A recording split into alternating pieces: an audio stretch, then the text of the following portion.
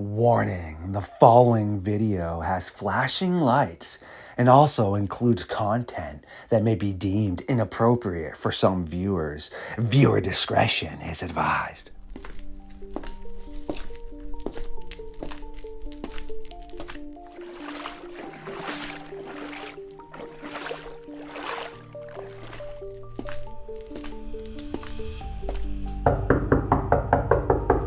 Dr. Reed. Again, we team up to figure out what is happening with missing people and strange canine sightings on this episode of Midnight Lycanthropy here on LordeStarfox Radio. Yeah, I have been sleeping for so long and really do need to feed.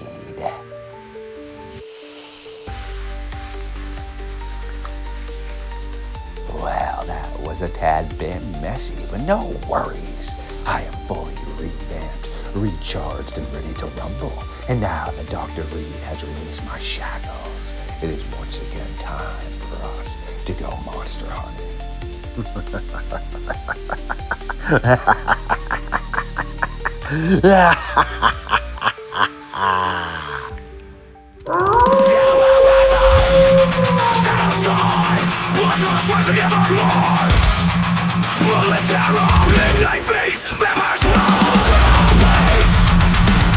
Stood up. I said, oh my god, it's a werewolf, and everybody in the car freaked out.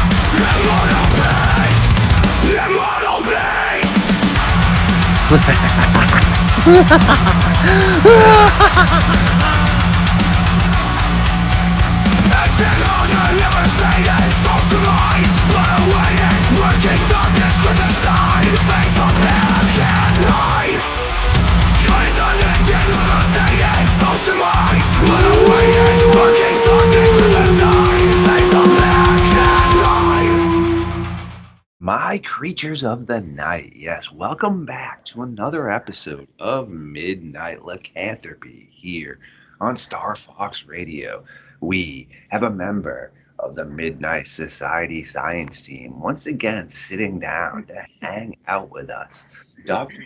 Reed has set up a late night fire so that we can burn the timber into the early hours of the morning in an attempt to figure out what is occurring with strange sightings and vocalizations. Dr. Reed, how you been, my friend?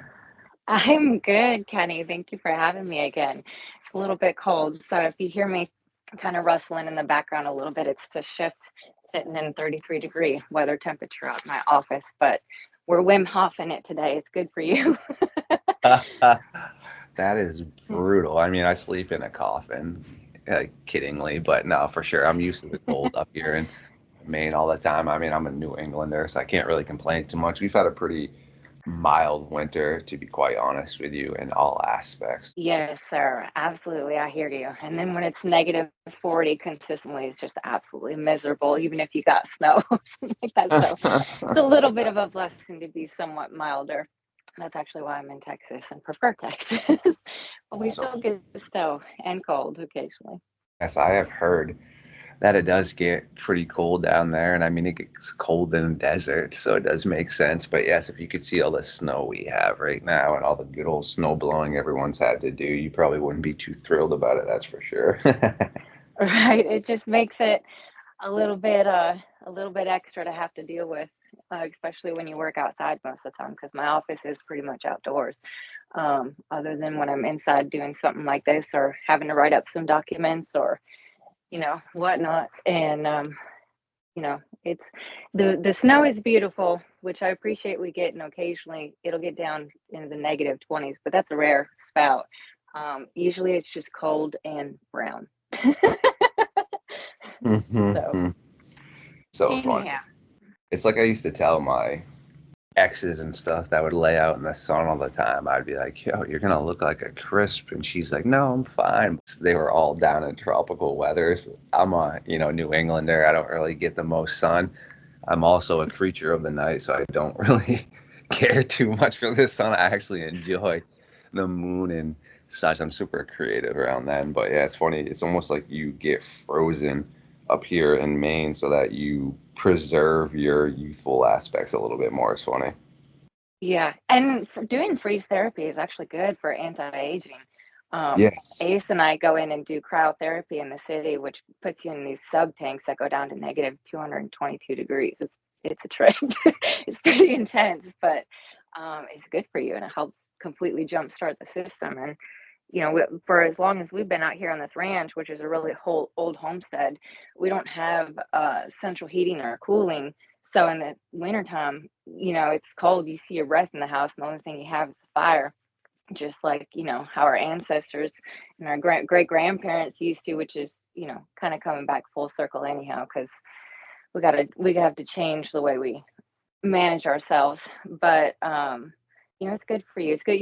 Your body's supposed to go through seasons too, and especially with the moon, because we're supposed to be more active too when the moon is coming into a waxing phase, into full phase, into waning phase. That's just natural part of the circadian rhythms.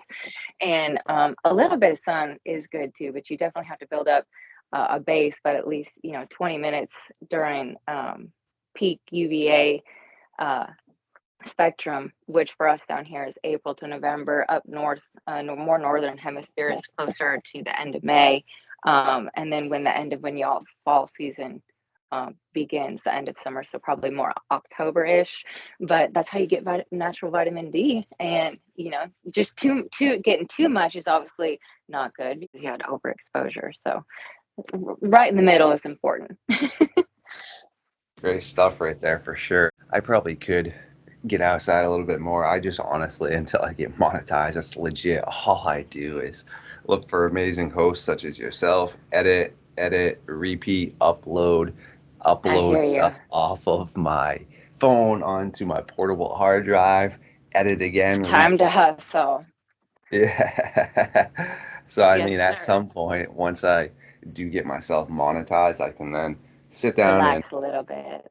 yeah, just refigure out how I want to present stuff and how, I want to do some of the collaborations that people will offer you and things. But the big point to anybody out there is if you want to get monetized, you just literally need to grind because it's a Mm, rolling average. As long as you're consistently putting out content, it's always going to roll over and your average is going to keep going out. But if you yep. then kind of hit these dark spells where you don't post, whether it's personal stuff or a downfall between your podcast, etc., well, then you end up getting really kicked in the butt cheeks. Like one of my friends, for example, just lost 700 hours because they went through a spell where she was unable to post consistently. I mean, she's a scientist such as yourself, so she has other things she pursues.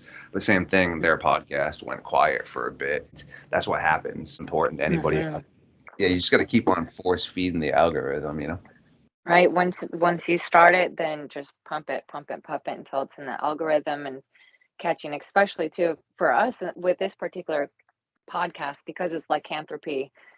It's a very interesting podcast, which is it should be very beneficial, very scientific, no different if we're going to talk about ufology, if we're going to talk about, you know, something far more like crustaceans, whatever. The main thing is like what you're already doing is making sure that you're bleeping out things that could get tagged by AI, because obviously then you can get put on the naughty list and get shadow banned or red flagged, and we don't want that to happen. We want the content to continue to be great and allow it to have a positive ripple effect for those who are actually truly interested. I think your show is great. This is the first time I've actually been on a podcast or involved in something of the like, so this is all kind of new, but fun for myself as well. And I appreciate that. When I never really was familiar with any of the topic of the things that y'all talk about, just kind of spaces of like Egyptian mythology, and then some different experiences that are more so like in the ufology realm of things.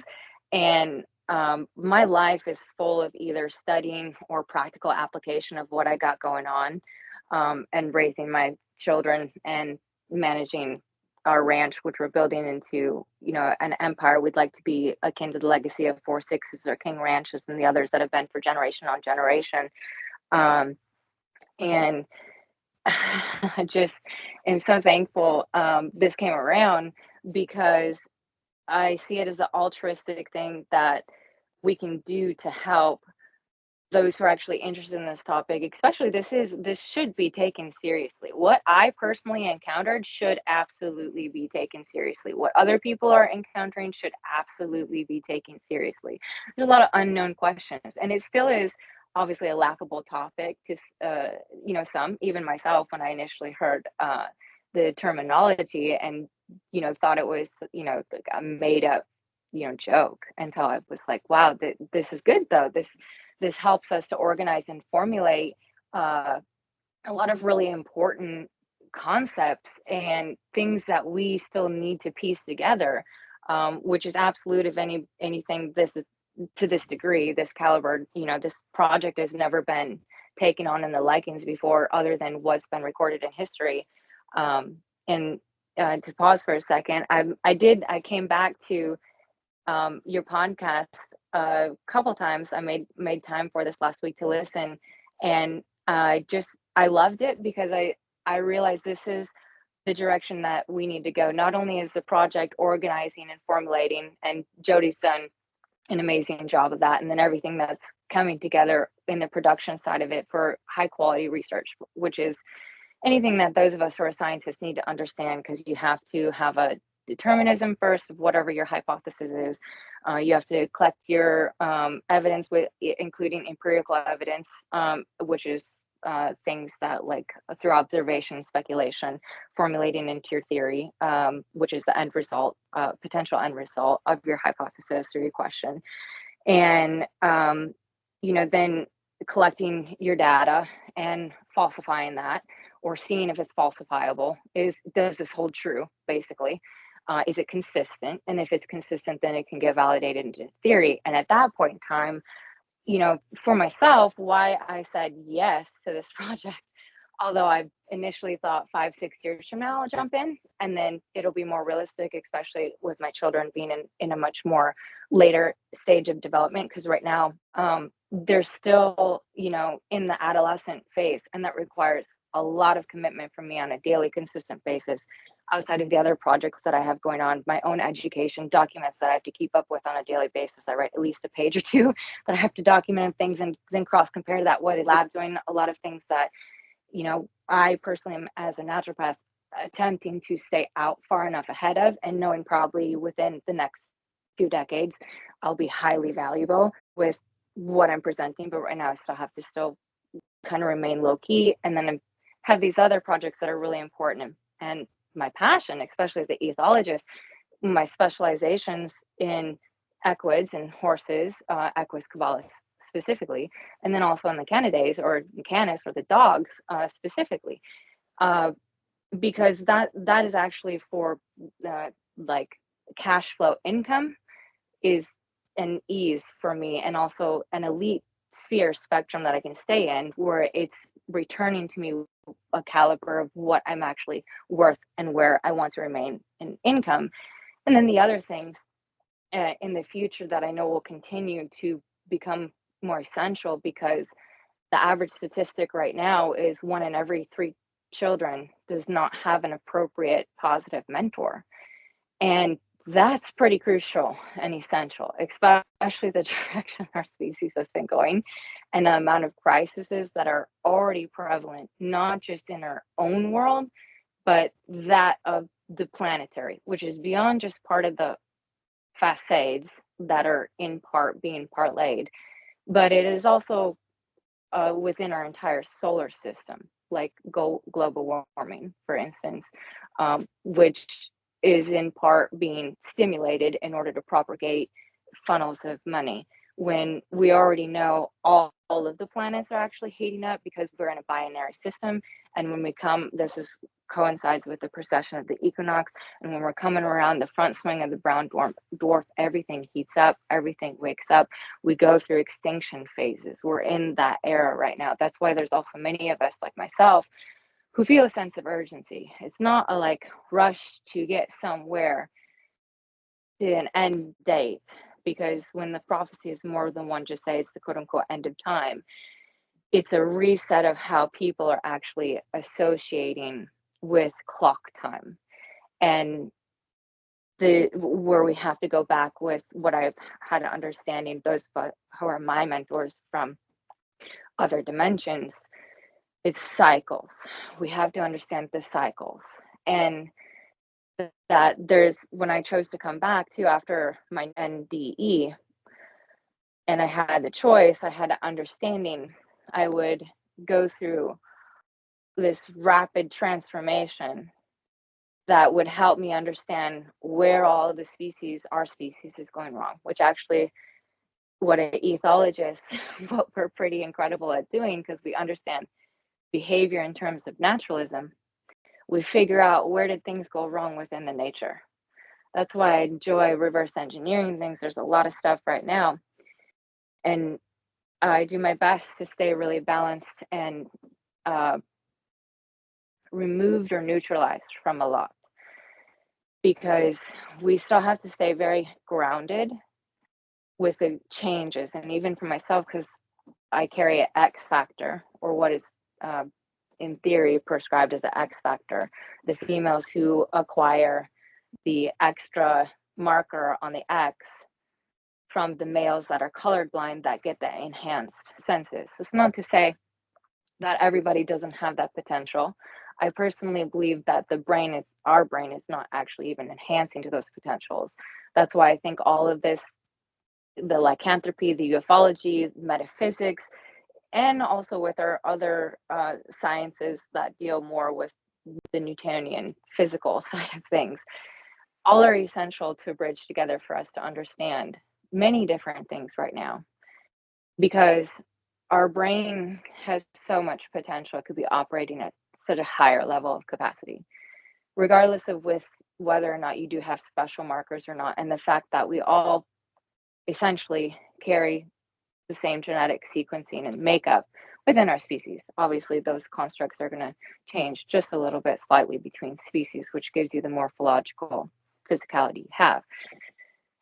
But we already know that we can turn those markers on or off just through T fields alone, which are thought fields. That's pretty powerful stuff, just to have that level of awareness. And the fact that our science now is catching up what 100 years ago was stated we should have been here, and there was a lot that was already there, and we could have made quantum jumps and quantum leaps, doesn't mean it's going to take us out of the primal aspect of who we are as species. Just look at my family and myself, and there's many like of us who are realizing there's a split spectrum shift at this current point in time. It's exactly what Callahan's research, John B. Callahan, CALHAHOUN, Callahan, CALHOUN. Yes, this is someone I highly admire in his experimental research as another former ethologist. Because back in the day, and things why when I initially left Oxford and went to a different college to continue with my education, because they were 250 years behind, and there's a lot of things we had validation on back in 18th and 19th century, but we took a really hard turn that was in part to our detriment, because it stunted a lot of our capacities and our understandings that were only now just quantum leaping to this time period in space, which was already foretold about. And we essentially, too, as a species, from a spiritual level, needed to go through everything we did the last 100 years in order for us to have a mass awakening to realize what it is we have to step into in order to transcend fully this paradigm and potential slating that is going to continue happening, not just within the species itself, that is obviously occurring, but those of us who've already stepped away, like in Callahan's experiments, where he basically took rats and he was trying to figure out if utopias, he was going off of Marxist theory, because this was back in the day when there was a lot of conflict and debate over what really is right. And you know, there's so many concepts that get thrown in on this, especially when you're someone like myself who's a philosophical doctorate, even though I'm a naturopathic scientist and I'm an animal scientist and a lot of things scientifically speaking, who I am, credentialed and degreed as, and then the other layers in between as a psychologist and as a communicator, so many factors that tie into that. But extrapolating back out of this, looking at the philosophical point, which is what I get super passionate about. That's why I dropped out as a DVM, didn't want to pursue a doctorate in veterinary medicine. I didn't really like the things I was seeing in the horse world too. There's a lot of things that we're 50 years ahead of in the human world. Like we have surrogates that won't even take now because the genetic material is falling apart and humanity hasn't even gotten to that point. So there's many of us who are like, it's only a point in time before that whole species is going to defect on itself. And then how do we feel about them being cybernetic? Because now you're dealing with potentially the creation of an entirely new species, and then what is that going to come to entails of coexisting? There's things that people like, what keeps me up at night is this, and how do we navigate this? And not only just that, because that's in pretty much my quote unquote backyard, being outside of Dallas Fort Worth Metroplex. I have my own personal projects, but when you become really wealthy and continue to become wealthier, and you're a really simple person, you're not frivolous with it. What you do is you wash, rinse, repeat what you're doing, and you help others get into a better situation, especially if there's a potential Armageddon coming, which could be another lifetime within a lifetime, is what I've received in my own messages over a decade ago when I had a bunch of crafts showing up that was telling me, enjoy your life. Ever since I was a little girl, is to become this woman I'm supposed to become. And the reason why our species has grandparents anyways is so the elders can teach the youngers, the offspring, the youngsters who are coming in, and to fulfill those roles and different things biologically, that because of who I am, I'm able to understand a lot of these things and process reality a lot differently. But then at the same point in time, well, there's a huge part of me that wants to be in denial about a potential huge catastrophic event, which is not to say it's just going to be a one big bang. It seems like, and there's enough evidence, it's going to be a crescendo. It's going to be a continued increase. And those of us who are like what Callahan's experiments showed, which is when you give a species a utopia and they just have everything they need without having to have the natural dopamine drive, we have these natural intrinsic hardwirings that are essentially removed from us in our, and very much so in first world countries.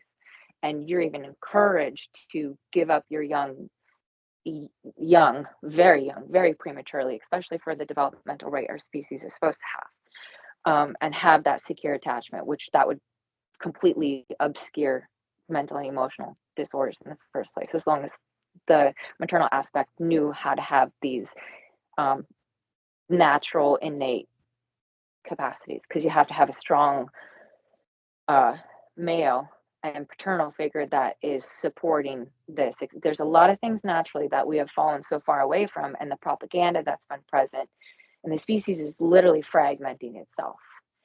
And what Callahan showed, that same thing in the rats, because what happened is the mothers lost motivation, especially we already know it's just really suppressed. But I find a lot of this stuff, because it runs concurrent with the things I'm doing and the things I'm experimenting on, because I'm essentially, there's a lot of systemic stuff within my fields. One of my specialties in the horse world, and I believe a large portion of that is psychosomatic, and it's related particularly to grief. And if we can remove that and reverse it, then everything corrects itself.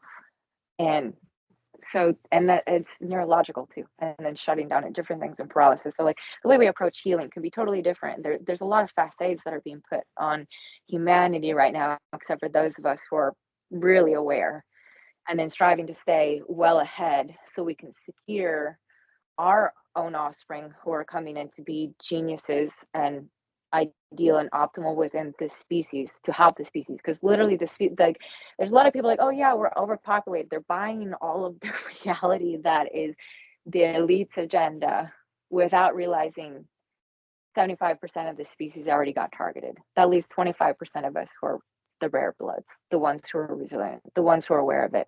And that's actually another thing in ethology. This is where, in ethology, a part of natural understanding animal behavior science in terms and relation to naturalism, we also relate that in terms of codes of ethics and morals within nature.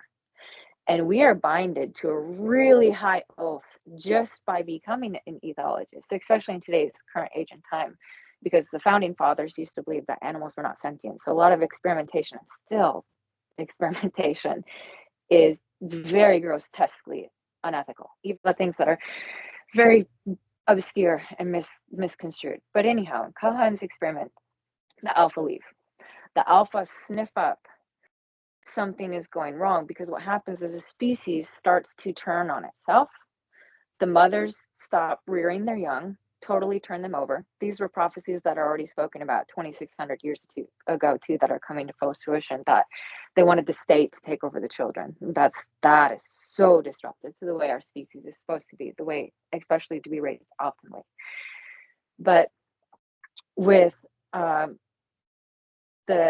experiment with the rats in the utopia, the females would left the young, disregarded them, which we can also stimulate by removing the female long enough. She'll desert the attachment. So then that results in all the abandonment, betrayal, rejection, realities we still have going on with our society. A lot of things that will create distress, anxiety, depression, disorder really quick. We can replicate this in animal studies.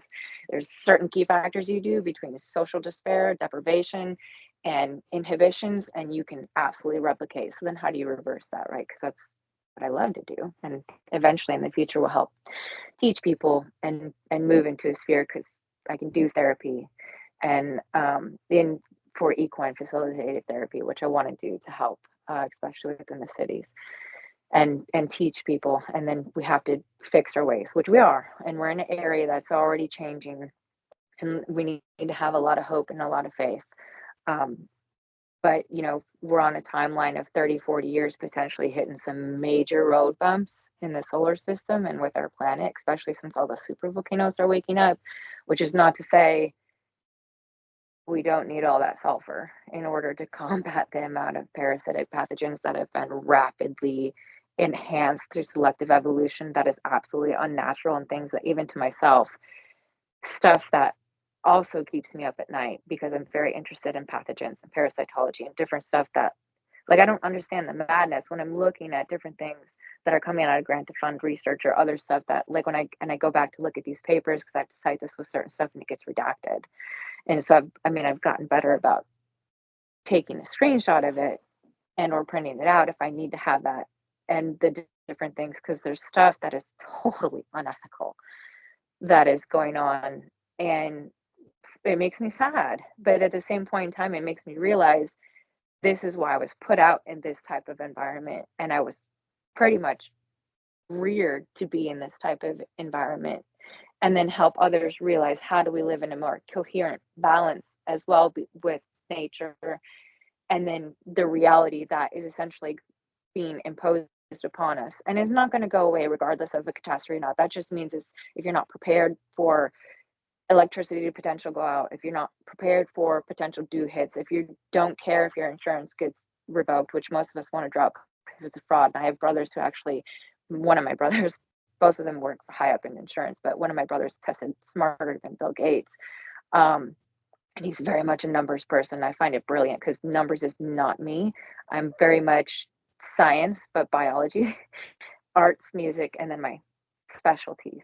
And but it's very good. All of us are supposed to be balanced within our uniqueness and what we can bring forward. And my brothers, who work very high up in insurance and the different things, it's like when you look back, especially, and you understand, you're looking at philosophy, which essentially philosophy was supposed to be understanding nature and natural science, until it got transformed into like all these different divisions, because humans are so conceptual. It is so fraudulent. So it's a poor man's theory on a rich man's gain. And there's a lot of things that you just have to be ahead of it. You have to be aware of it, and you have to make sure that you're understanding that prayer and intention are simultaneously the same. We already know intention is something that can be tangibly studied statistically and dissected into mechanisms, which is essentially what science is, for those of us who realize all of the past when there were things that were said, oh, this is woo woo, or we can't believe this, or all of this sabotage in the history of the species to this point, because it's crucial. That's why, for myself, when I feel a sense of urgency, it's I have to gather all of the wisdom that are in my lines of fields and have the authority of that, including a second doctorate, so that way I can make sure that I have the authority also in that field to run simultaneous with respective DVMs on the same level, which I already have that as ethologist, but I also want that authority in natural medicine, because we need the plants and nature restored back into a symbiotic balance in order to offset the catastrophes that are being inflicted on humankind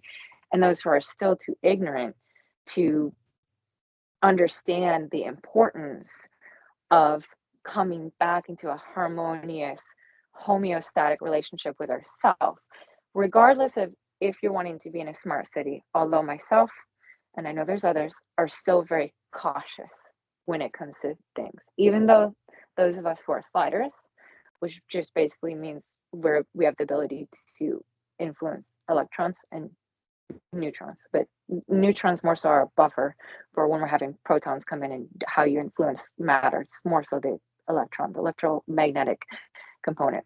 But quartz is run by AI. And those of us who have continued to do the work the species needs to continue to upgrade the way we need, quartz is really easy to influence. So we should have that to our benefit and favor in realizing we're still in control of the situation for those who can be. Obviously, I realize for myself and for my close circle, we're really far ahead of the mass majority of others. But that doesn't mean that there aren't others of us out there who are already presenting and putting feelers out and getting everybody to sync up and understand what actually the message of Christos and purifying your crystalline, your electromagnetic field, what actually 144,000 frequency hertz meant, which is a fully purified electromagnetic field. And something that, in that term and context, with lycanthropy, I have questions in the back of my mind while this project is dissecting a lot of the Newtonian science of things, the very physical matter science of things. We also have these reports that are very metaphysical, including teleportation. And for myself, someone who is on a spiritual journey and evolution on the same point as being a scientist, to bridge back or bridge together, because it needs to be knit together, the spirit science of things. Because, of course, science is just understanding and dissection and understanding mechanisms of things. It's reducing something so we can label it, so we can understand it. Otherwise, everything else is just considered theoretical, not actually validated until proven true. So that's why you just have to be conscious when you're speaking about certain things. And I do my best to as well, because obviously the project this is the first time it's had a professional organization such as so, which is really unique and absolutely fantastic, worthy and deserving of the respect it's entailing, especially for those of us who realize if we do come to a point where a lot of our species could get annihilated, we need to have a lot of information backed up. And we also need to make sure AI is not in control of everything. And the species, like, there's certain things still not to worry about, but stuff that contemplation, because these are already things that are here. It's stuff 20 years ago, many of us laughed at. And I really don't watch movies because my life consists of being outside the majority of the time, working on my own experimentations and enhancements or reverse engineering, and making sure I'm filling my head with the amount of knowledge that I need to be an authority, have gained all of that knowledge and wisdom of that field, and then expand on it, which is what a PhD, what a philosophical doctorate, or somebody who wants to connect open-ended questions. And that's really important.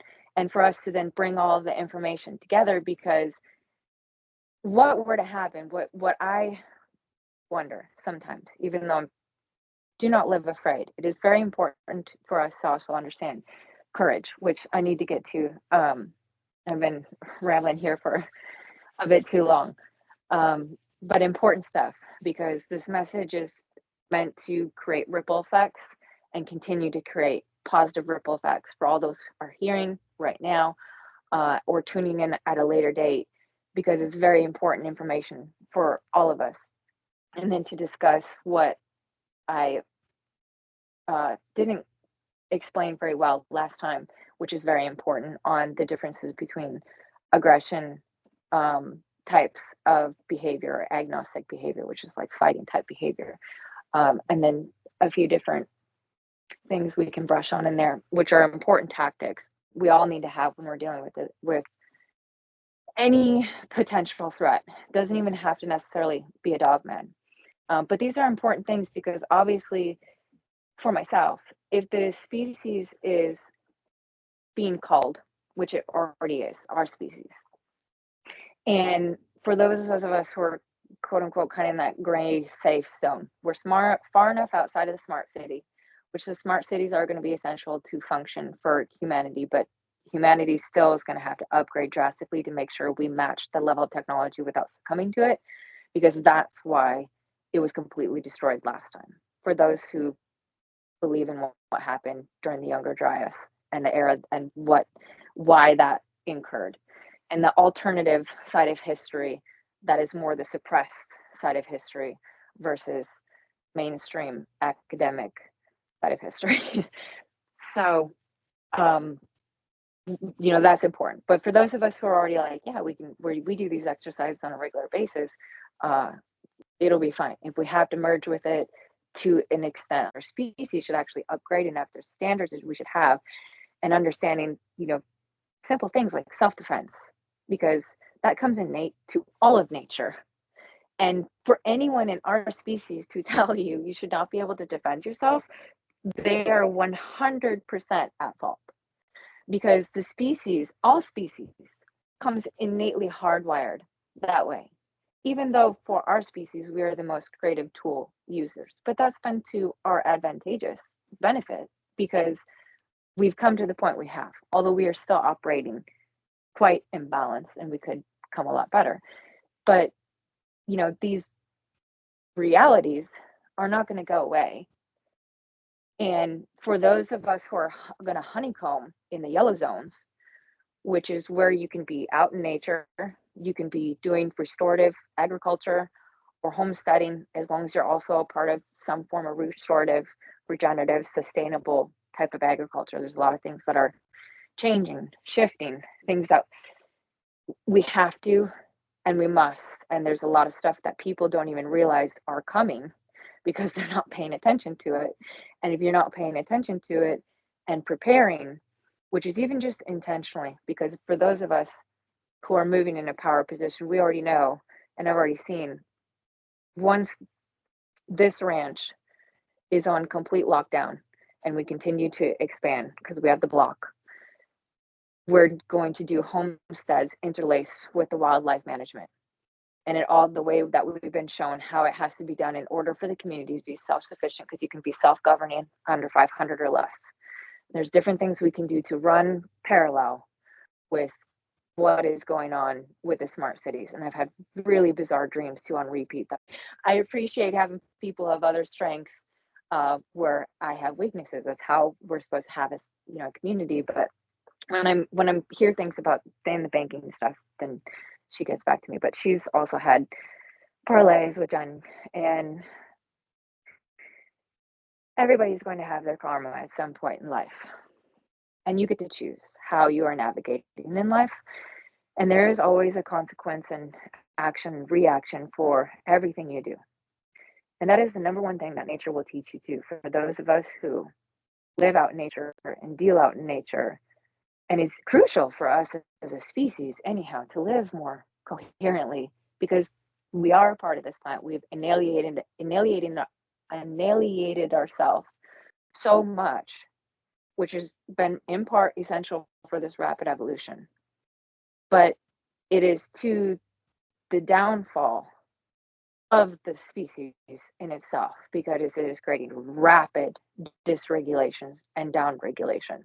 And there's things that the human world hasn't experienced yet that we're already experiencing in the equine world, because in part we're 50 years ahead in certain things where the surrogates won't even take.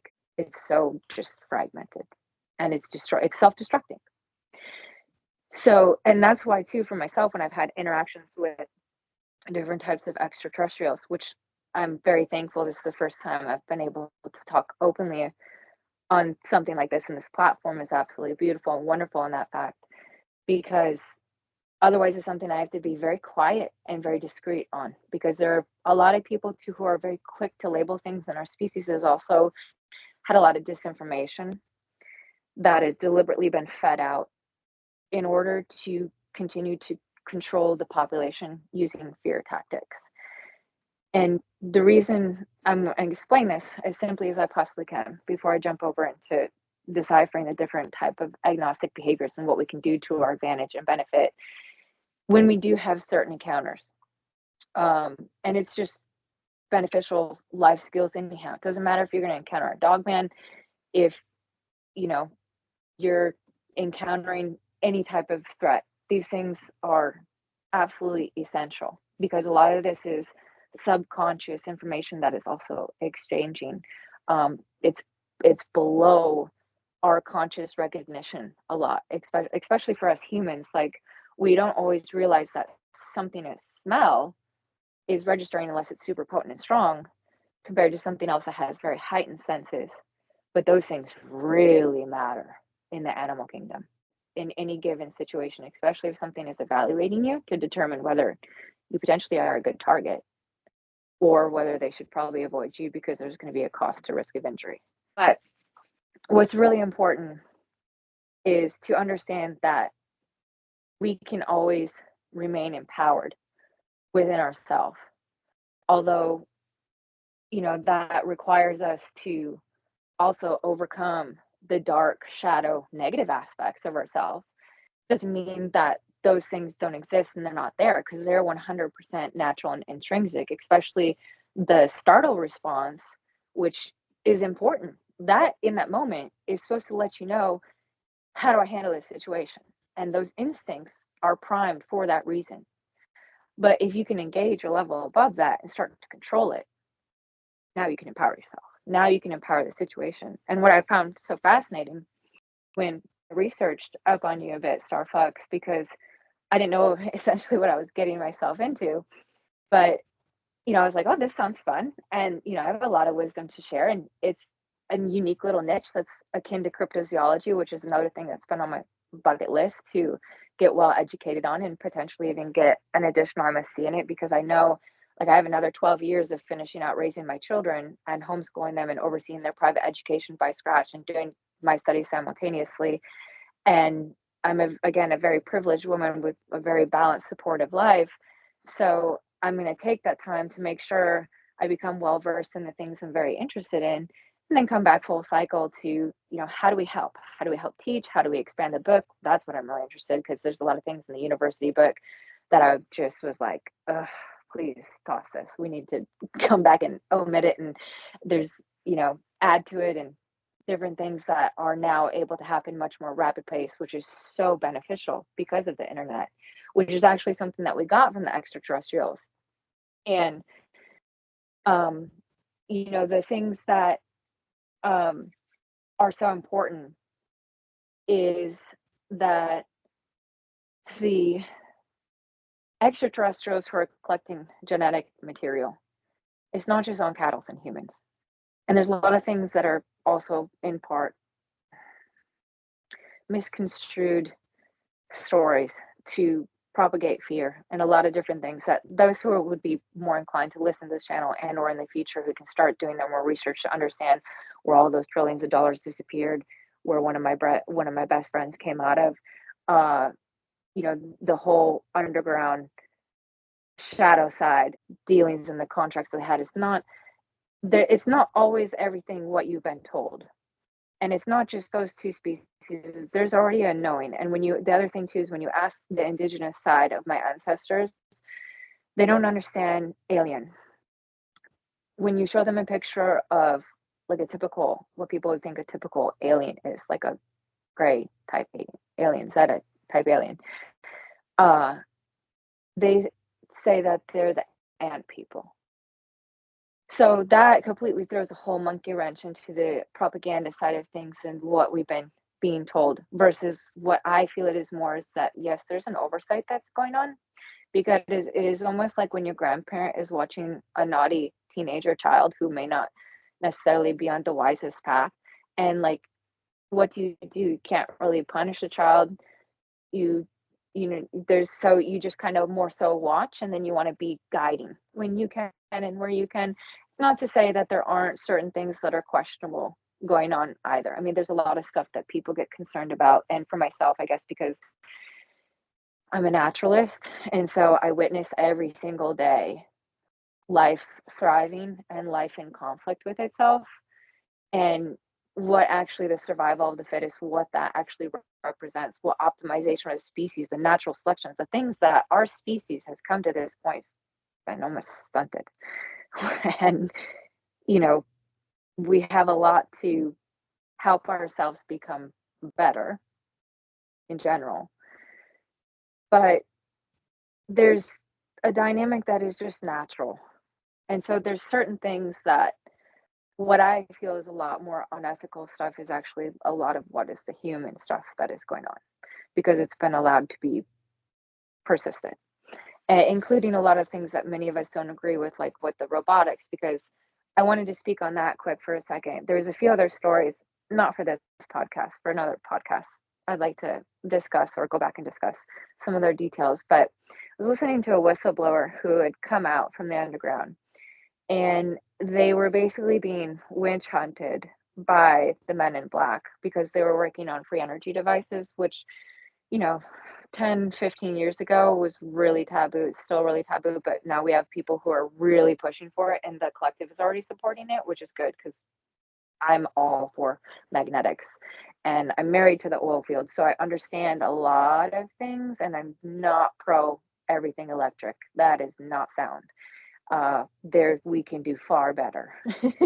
And you know, Italy's already pushing ahead with certain things too. They've got it, the ECAT device that is already being launched.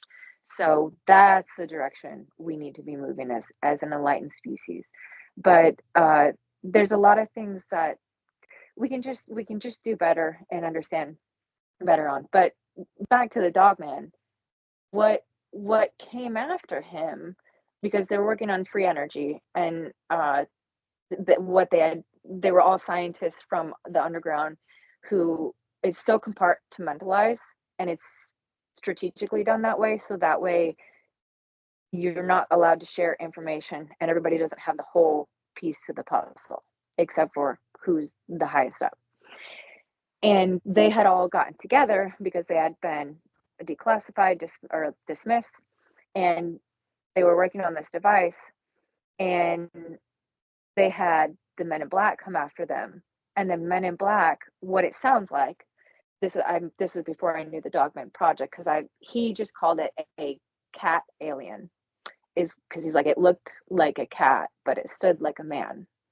And he said they had a robotic, like a remote controller, because they had looked out to scope on the following ridge because they were in the mountains. They were way out in the mountains, secretly trying to put this together to see if they could patent it and get it. They're some of the white hats, the people who really are like, listen, the earth is waking up. People stop being ridiculous. We really got to get our heads together, and for the better. But that I found that really interesting, and the paw prints that he described also match what I've seen on the website of the ones in the snow. So that also just made me wonder, like, and I've heard too later on that there was a potential experimentation with robotics and implanting chips. And that's already well known in many different animals, which, again, for myself as an ethologist and as a naturalist and as someone who is a behaviorist and specifies in experimenting with intelligence and higher intelligence, that insults me directly because I feel like you're dumb. You really don't understand and know what is going on and what you're doing. And so now you're resorting to that. And it's not going to work because you already see biology is fighting back. And, if there's any that I think I'd heard a little glimpse, it was Jody or from somewhere, one of the podcasts, just here and there, I've occasionally caught glimpses pieces of the project when I have the extra free time, which I don't always have the extra free time within my day. And he had talked about uh, with the Dogman. What did he say about him? It eluded my mind for a moment. Oh, with them potentially the Dogman soldiers, the Type 3 potentially having gone rogue from being released, which my father had also told me was something that was maybe a potential that they did with the Sasquatch. They were trying to potentially experiment with them, and that stuff, it bothers me. It bothers me only in the fact of it being just really unethical and stupid. It makes me feel like, to the other scientists, are you really that much of an oxymoron? Because like, I train animals for a living, for a lifestyle. I'm very well known. I'm one of 3,500 as an ethologist in the world, and in my special niche, and I'm word of mouth or reference, and I can say that way because that's just who I am. And I mean, we'll expand beyond that, but I just prefer to say, um, you know, that way. And and then I can focus on what I have going on too, because you have to have a good balance with life, especially for those of us who are very driven. Um, anyhow, help me to stay focused here, because I realize we gotta keep to a good timeline today, and I do need to talk on these agnostic behaviors. But those experiments, I was talking about what he was talking about with the Dogman, the Type 3, the soldiers potentially going rogue that were experimented on, which would have been part of the corporate human side, or those who are hiring the military to cover the projects that they're doing and compartmentalizing. And which that's, if anyone goes to acquire money, at least in my mind, because I don't really understand money, but I keep moving in this direction. I really want to get in the big boys room. Like I want to find out who's who and behind those doors. That's where I'm going. Outside this other stuff, which we're going to help humanity. We're helping figure out things. There's a lot of things we need to do, and just in education, the choices we need to make. Whether you're somebody that I meet in person in the future, or just through hearing about. That's what's important, and for all of us around the globe to become more unified, not the way who is saying we necessarily should.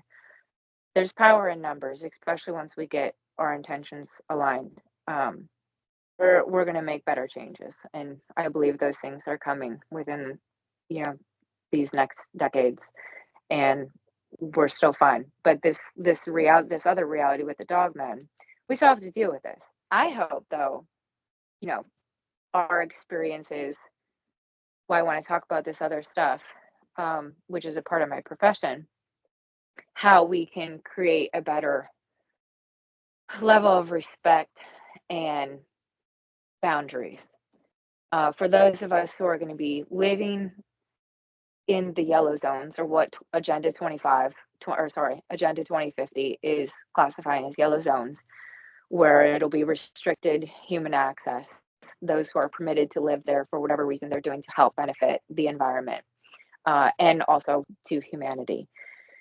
So we're still going to have to deal with that. And if anything, it's going to potentially increase, because whenever you are taking two apex type species and you start removing one, but then the environment gets more lush and abundant, that means they replicate and create more. So the first chat I ever had with Mr. Brian, when I asked if he would call, because I was unsure what all the projects, signing up for the project entailed, time wise. And I was curious in relationship to this concept of reality, that it's not going away. It's been mythological for a really long time, so to speak, although I think there was points in time in history that was, just very well understood. Although as we've expanded, and our territories and all the changes, that just rapid changes that happen with every century, we're at a point now, it's rebirthing. And it's rebirthing for the better too, because we're bringing back the science aspect and the understanding of it and the importance of it too, because for myself, my heart goes out to anybody else who ever has had an encounter, especially for those who are within the line of work where you initially started in journalism, Kenny, which was the missing persons, because that actually takes the mark on predisposition to being having a predator come on you, is if you're a loner or a straggler. And that's something too I know I briefed on a bit with our own team, because I think it's important, especially when you go out to do any type of field research. You know, my setting is a little bit different. It's territorial. So my and those of us who are dealing with this, it's got to be territorial. That's a whole different context versus going out into a field for observation, going to do field observation, and that is unfamiliar territory. You're now the migratory species into that territory, and something else may be claiming that territory. That's a whole different code of ethics, because now you have a completely different context you're dealing with in order to make sure you stay and maintain your own safety. Especially the biggest thing that I was most concerned about is if the species is not just solitary, which is initially what I first thought. Just in hearing stories, it seems like they're just solitary species, which just means by itself. Like how mountain lions are compared to like lions. Lions are um, a social species; they're family orientated. Um, versus your mountain lion, which is a solitary species, or the tiger. They're by themselves. That's initially what I thought Dogman was. And I was like, well, it's still going to be pretty intimidating to have to deal with if you have to deal with this. And then how do you go about this, especially if it's your place? Because, you know, you want to make sure you're not intimidated or harassed, because that's the first level of another predator that's meeting with something that it thinks could be potentially akin on the same caliber. Is they're going to see, can I intimidate you? Can I harass you? Can I challenge you, basically? And then how do you respond to that is going to give them feedback instantaneously to know, are you a target? Are you potential prey? Are you someone I can manipulate? Can I gain some form of resources from you? And or do I need to respect you? Do I need to potentially be very cautious and aware of you? Do I need to potentially completely avoid you? And all of that is, you know, instantaneous at times in a body language that many are not always attuned to, especially for those of us. That's one of the reasons why I absolutely love the animal kingdom. And when I experiment with intelligence and understanding things like quantum communication or telepathy, which I think we should discuss on next episode, and kind of breaking that down and dissecting it again, and the suggestions that this species does have that potential, which is for me not out of the blue or left field at all, because all the species have that intrinsically. There's just different levels of it, whether you're getting complete instinct rigs where it's emotions and feelings, or whether you're getting thought impressions, or whether that species actually understands certain words and can relay certain things back to you. There's different parts to it.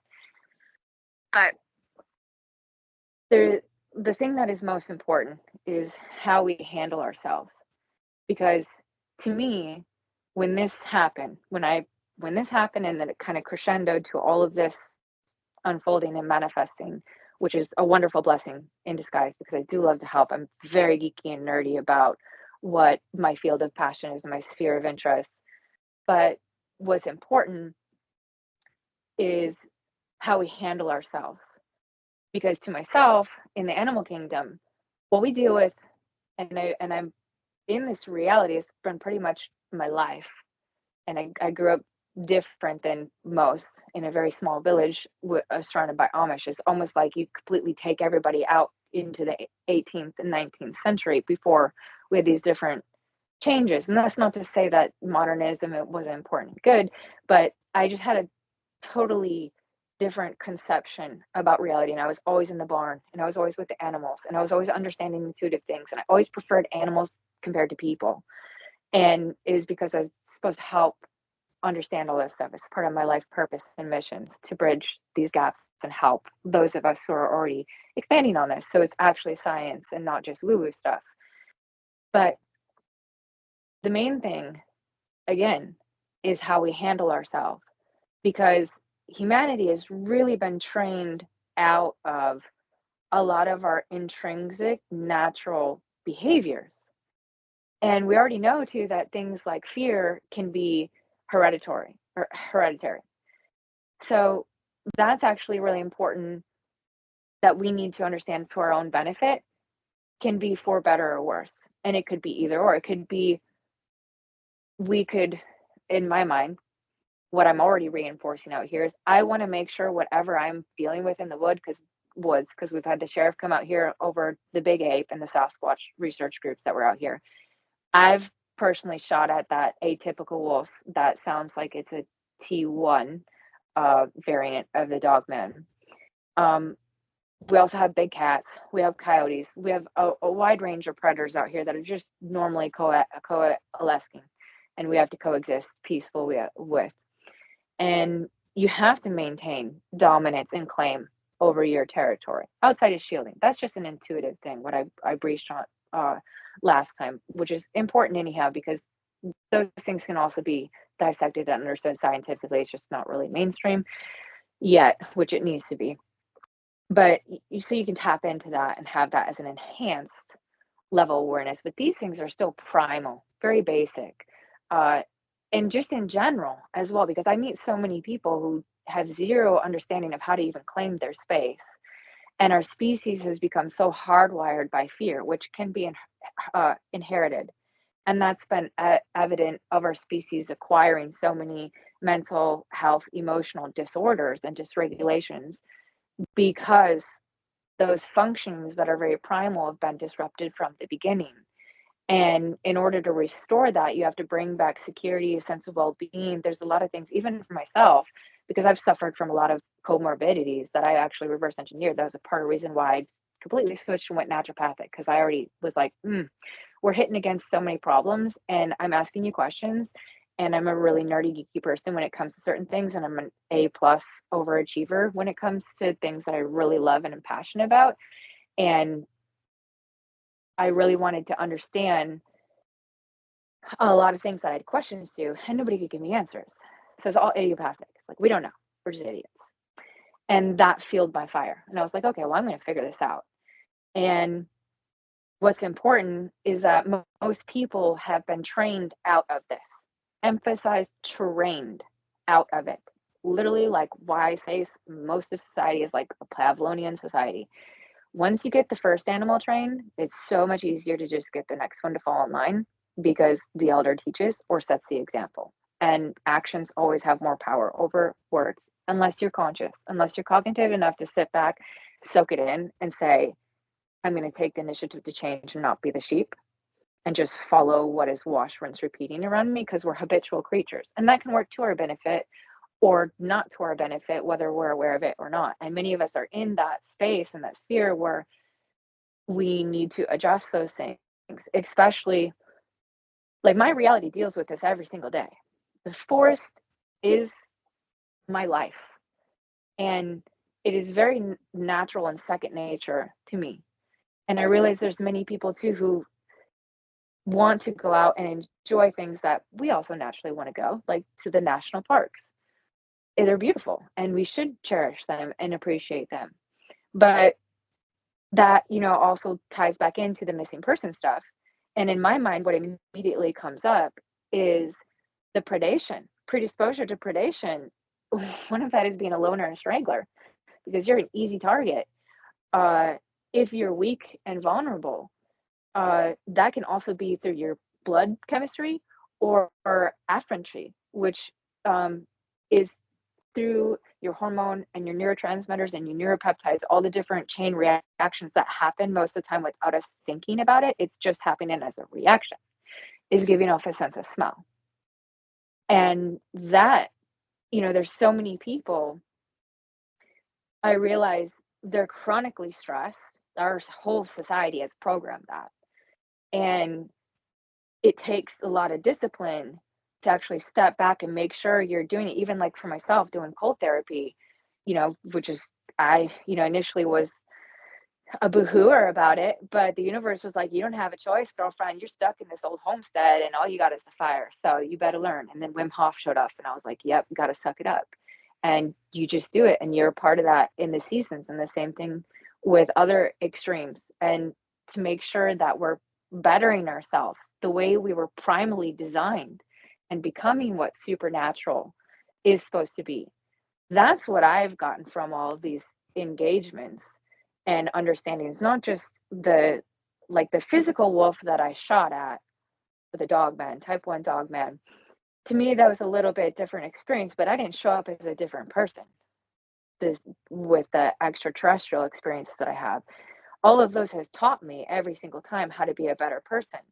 And that essentially is what humanity is seeking when they leave. When they're leaving. All these people are essentially like they're going to nature, right? It's a lot of the repetition story, same repetition.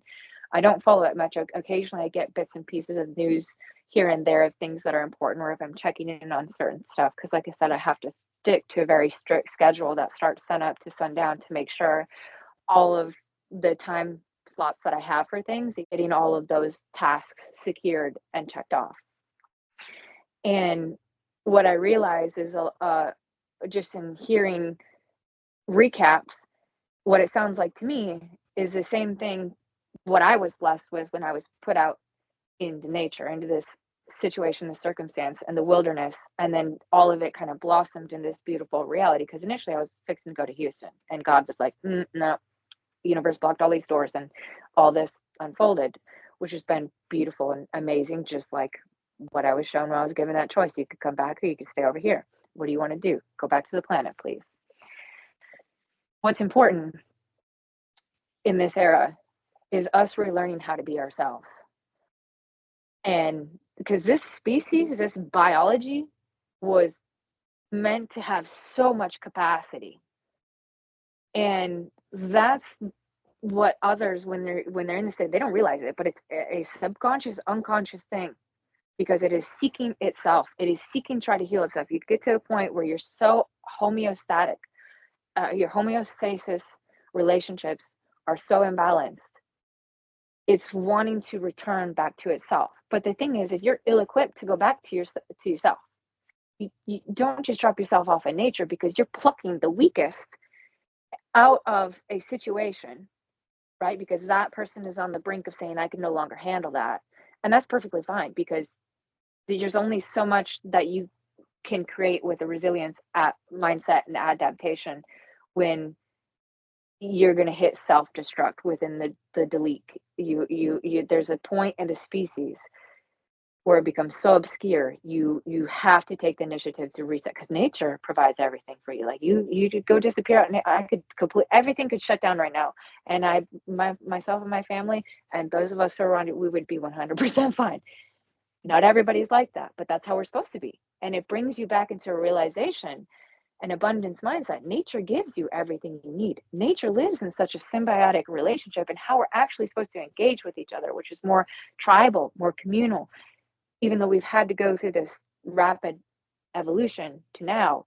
And there are many who are trying to get out. They're already feeling it. And if you're not equipped, whether you're just going out for a camping trip or you actually have to go, some of the stories that I've heard of the people who have been attacked, it had sounded like those were like the worst of the worst as species wise. I'm not saying person wise, but when you get to a point where your diet is so decay, you're going to smell like that.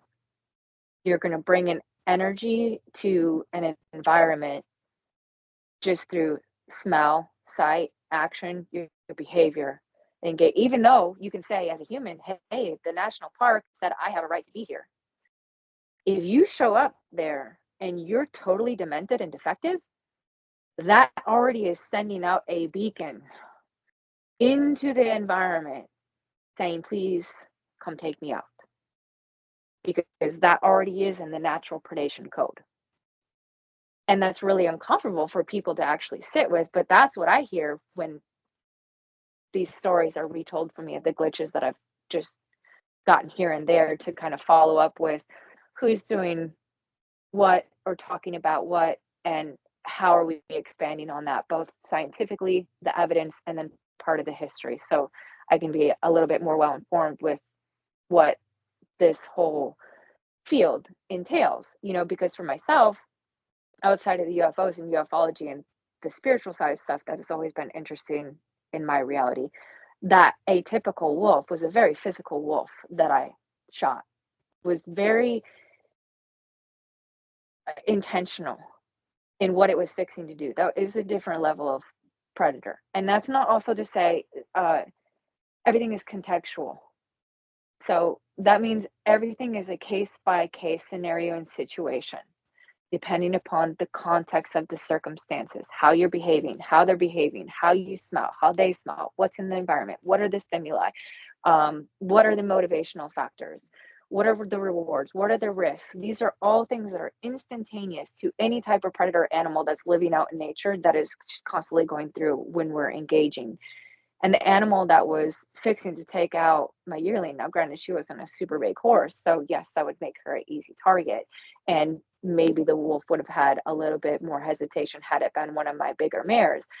But regardless, there was no hesitation in that animal, even though she had done an approach behavior, which is another thing that I hope we can discuss. I know we're going a little bit over, Kenny. Do let me know if we need to start wrapping it up, which I should do here. I'm a Gemini, and in my astrology, I'm a presenter of new ideas and new language, so I can have a tendency to be very long-winded, especially when it's things that are in my realm of interests or philosophical thoughts. What is really important is, again, how we're handling and how we're dealing with ourselves, because there's so many variables, but at the same point in time, there's a lot of consistencies. For myself, when well, we could just talk about the approach behavior. Let's flow into that before my intention was to talk on the agnostic behaviors, but I suppose that'll probably be the most appropriate closing, because I prayed over this podcast before we did it, just to align with everybody who's going to hear from it to gain the most benefit and flowing with that conversation, how it unfolded for the collective. With approach behavior, it's an anti-predation tactic. So this is something that nature would potentially use, but it is less common than your typical type of anti-predation behavior, which would be like fleeing. That's what most people think of when a predator is coming, is run. There's two level of engagements within flight or fight. I think that should be more of a common terminology for our era, because everybody is becoming more well educated. So there's a lot of things that, even for myself, because I privately educate my children, there's a lot of things that we need to change, we need to enhance. There should be just common knowledge and understanding. You have two instinctual type engagements initially. There's different variations and labeling of mechanisms within that, depending upon how we break that down, and what the animal is in attempting to do, which is basically motivated by survival, trying to get away. You're trying to survive from the fight, or from the attack. The other option are fight tactics out of your two initial instincts. Now, fight or agnostic, that's what we call it in behavior terminology. But again, forgive me if I'm pause, or I'm doing my best to not say because I get told a lot I talk above people's heads, and maybe that's just a common folk I'm around a lot. So I do my best to explain it more simply or tone it down, so it's just a easier level of understanding. With fight type behavior, there's different engagements for certain reasons why, that obviously go back to survival mechanisms. The initial first engagement of a fight and to retaliate is obviously if you're under an immediate attack. Otherwise, typically what can happen is a higher level of engagement within the instinctual brain, which is our freeze response. And all the mammalian brains have this capacity. We're all basically hardwired the same, which is really beautiful, because that's actually why I get super fascinated when I experiment with animal intelligence, because I do a lot of things that basically frowned upon like 100 years ago, and a lot of stupid stuff that I'm like, man, y'all were idiots, but whatever. We're here now. So this is good. Because they're highly intelligent, especially since we share a lot of the same capacities, and our labeling of intelligence has been misskewed, and the definition of dumb also needs a change. But what's important is the approach behavior happens during that initial response in freeze. It is a part of a fight engagement without the actual physical action, because fight can also be broken down into different engagements. So it depends on like if there's initial physical contact. So say if like something is grabbing you, obviously you're initially reacting into that.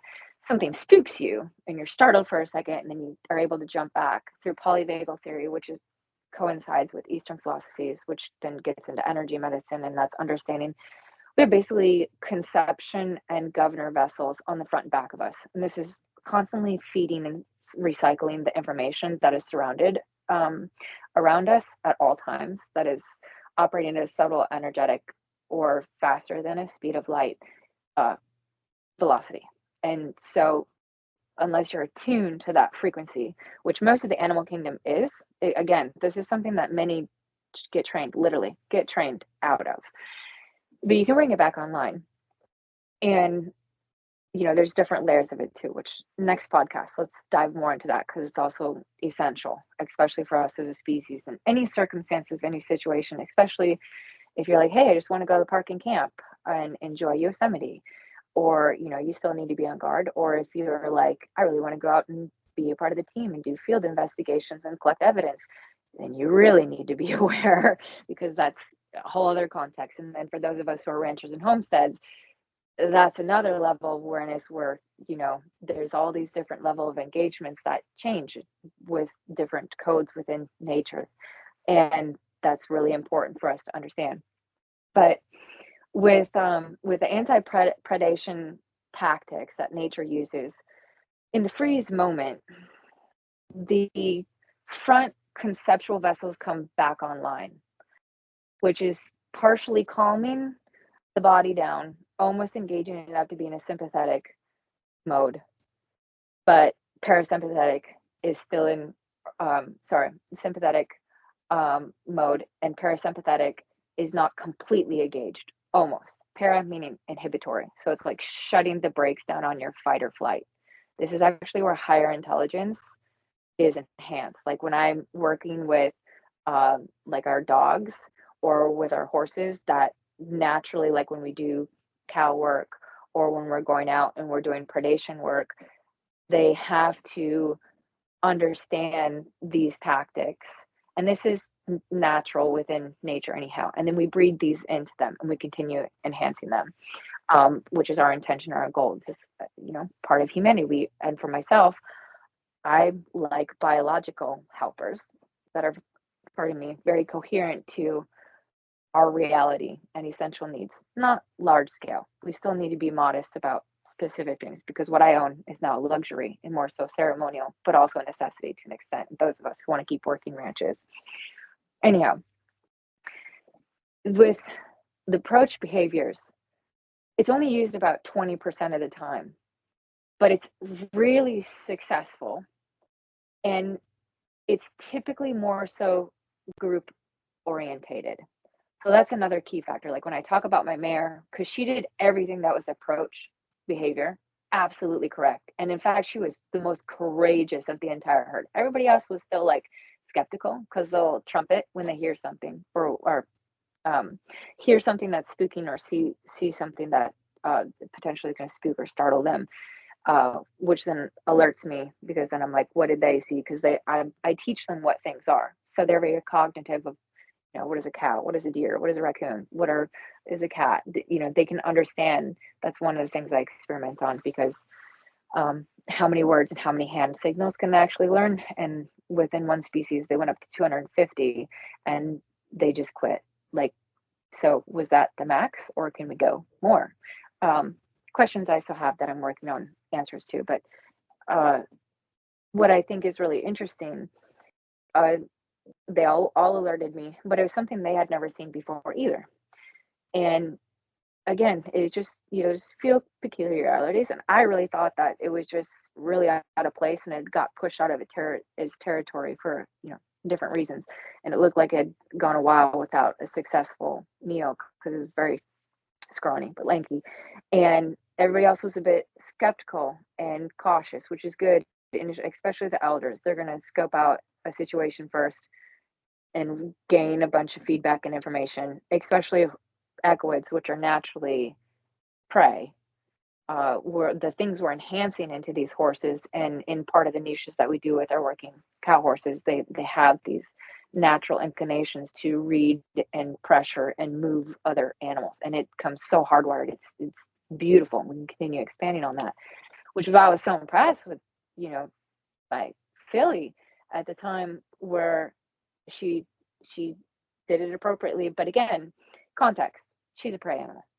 So, and the group was still far enough behind her because, in her defense, because she is much younger and still gaining all the wisdom of the herd. Because again, as us as a species, it's always typically supposed to be the elders. Although we've, in our generational lifetime, it seems like we're part of the generation that has been full of so much propaganda and brainwashing to a large degree and extent, and confusion, that now we're having to figure out how to undo that, and then having a new level of elders.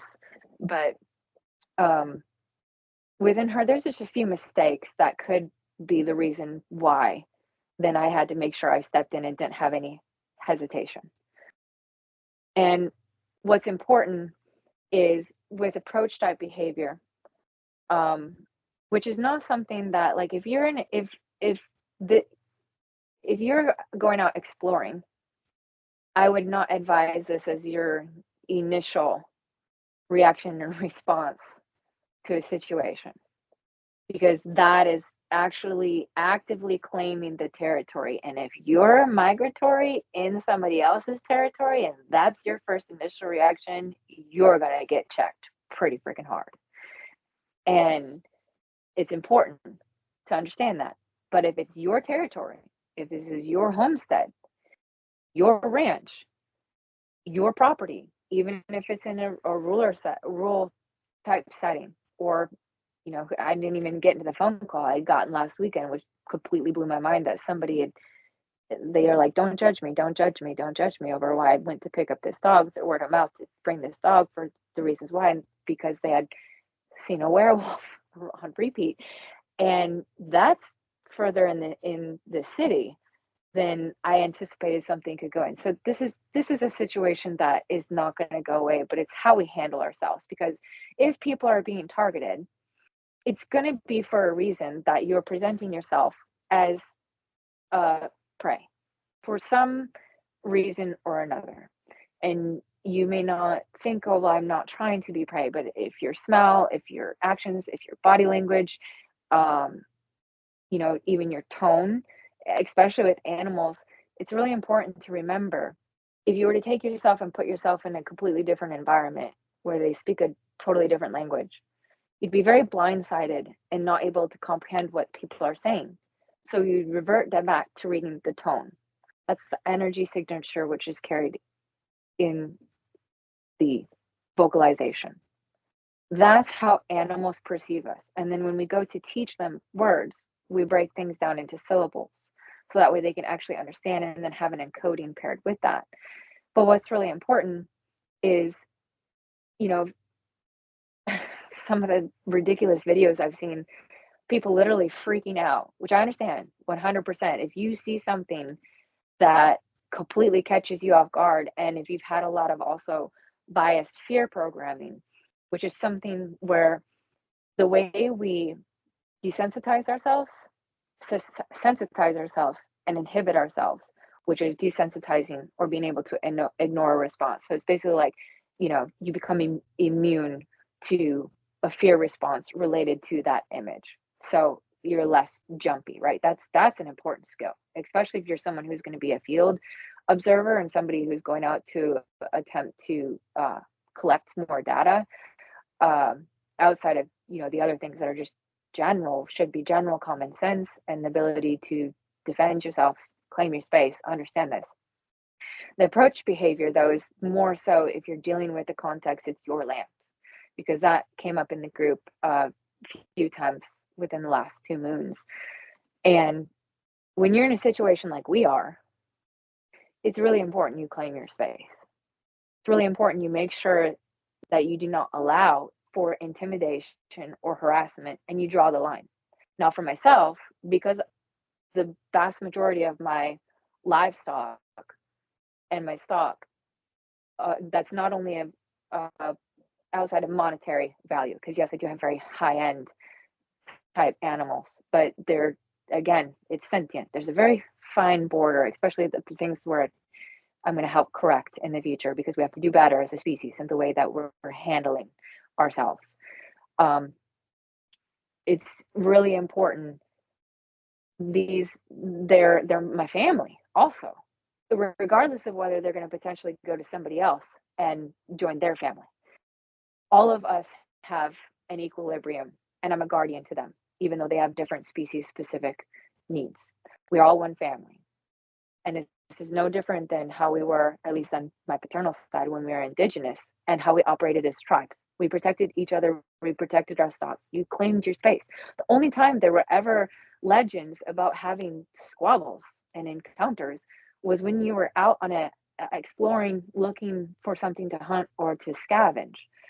It's very rare that you would have something that would come in to where space is already claimed, because it was made well known. And if anything was to present itself, you matched it. That's why for myself, it's a learned skill I definitely had to acquire for sure. Moving out here was shell shocked the crap out of me, even though I grew up very still in an era that was, borderline like the old west and the old rural ways before we had a lot of commodities. And then I got bounced into the city, which was so boring but beautiful at the same time, and straight to the top. Before then I got redacted back out, and then went through these series of hard lessons that literally it's like jumping, into that ice bath the first time, or doing other types of things that just shock you. And it's good. They're good type of shocks that your system need, because it brings back the natural dopamine. That's a lot of things too that our species has gotten away from. And also being able to regulate the amount of adrenaline that is funneling through, because our society and our systems had become so acquired to adrenaline. The way that we're running the species is almost like it's running itself into the ground based on its programming. And if you don't step back away from that and out of it, which is what this reality is supposed to represent, those of us who are homesteading, who are in a ranch type setting, or if you're going camping, or just your personal space, these are all across the board practical, because you still have to know and understand how to claim your space. But the approach behavior is only done if you need to put pressure on that predator. And this is done actually really successfully, and has been documented very well by prey animals, especially when they're in a group, like when they're together. And it's a curious approach. It is not a threatening approach initially. It is the threatening, again, can also come in your body language gestures, in your eye contact. And all of those are signals that are relaying and presenting information, including like to an apex predator. If they're in a scavenger mode, and you might be a potential prey because you smell like stress, which is telling them they should probably take you out because you smell like stress. So therefore you're not in homeostasis, and therefore you're the weakest, just off the bat. That's why when I also the missing persons, and I think these people are going out to go hiking, and they're, feeling lost, and the species, again, we have to heal and mend together. And it's best to at least try to go out in groups of 2 or 3, 4 and 5, if you have, that many like-minded people when you do go out, so you can have eyes all around you too as well, and everybody's looking out over each other's back. And there's power in numbers, especially in another apex predator, because this is how these tactics are successful. and also why I believe in part I've had personal success and not as much rebound. Now, if it had just been me out there by myself, unless I'm presenting a strong enough intimidation factor and serious that I'm going to inflict harm if you question that, and you have to make sure you that in your energy is unwavering, and then that goes back to ethics, because you have to know when to draw the line and what to inflict, where to inflict, and or to make the call, which again, those are very important skills that you have to learn how to acquire, and how to uh, practice more of a meditational mindset, because you have to be in those type of instances, you must be in an alpha state or you're going to get outsmarted. In an alpha state, when you're working with animals, it's no thought, no thoughts. It's all intuition based. And it's important because everything is shifting moment to moment, second to second. And you have to know how much is too much, how much is not enough. Or do I need to completely draw the line in this? Sometimes that is the case. Sometimes, no, you're done, because obviously they're too much of a threat to not understand. The other ones that understand, okay, then we can create a respect. And that's important. I've had success out here, one, because I've represented that. Two, the times that I've had something that is a potential cryptid being presented back, I have had my family group with me. And my family group all smells the same as I am, because they know and they understand I'm the leader. And so not only is my sense of smell and how I present myself very important. That's why when I had that smell came back in the woods a few years back after the headshot, I was just reinforcing. And again, I 100% believe I'm a lucky person. I believe in divine guidance and protection, and my life is always showing up that way. So it's very important too for those who feel questionable. It's something that you should bring back more in center with your own life, because you can 100% have an advantage to that. And that is actually how Mother Nature responds and works coherently, whether you're conscious or unconscious of it.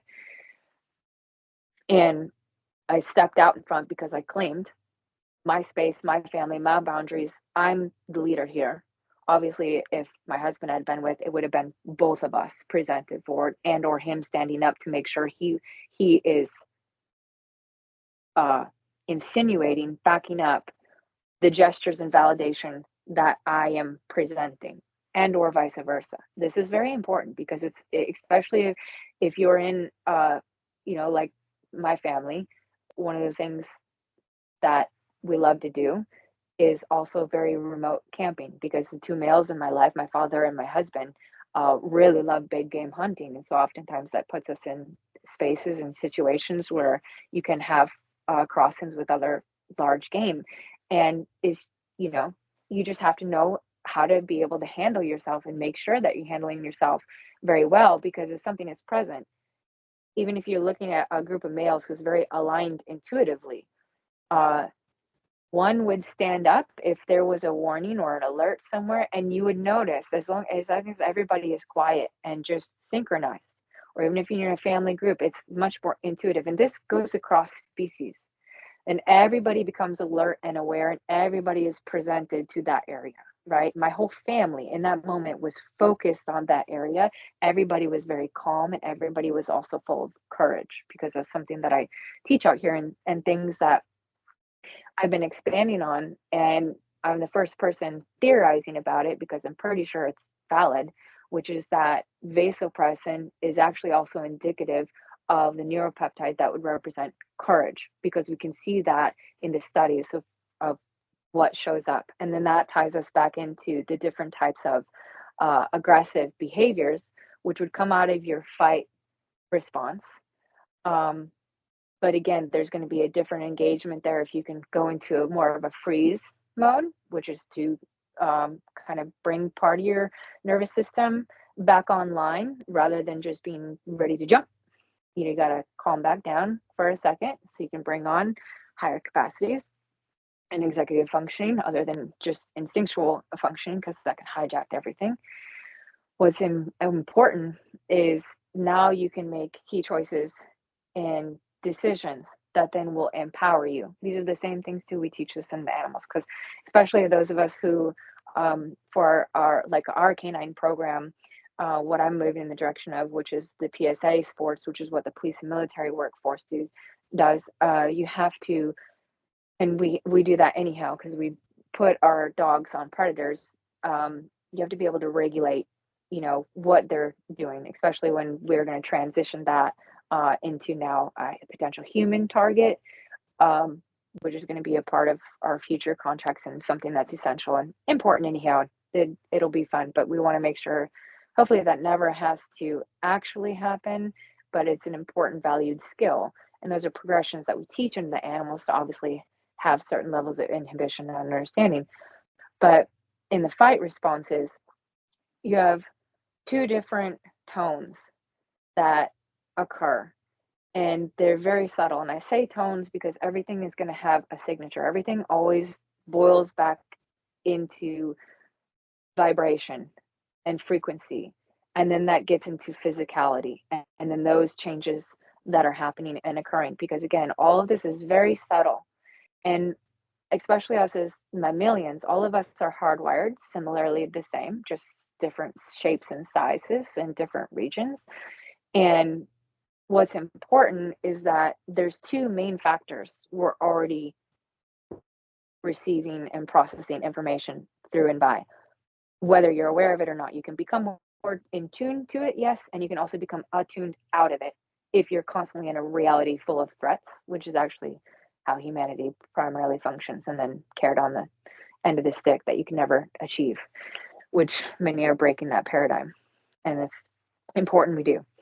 Uh, what is essential is we're processing everything visually, and then we're also processing everything through the sense of smell. And both of those feed directly into an organ in the brain called the amygdala. And it's basically the emotional processing center of the brain that then sends information to the hippocampus, which is the top portion of your central nervous system and sits right on top of all your instinctual centers.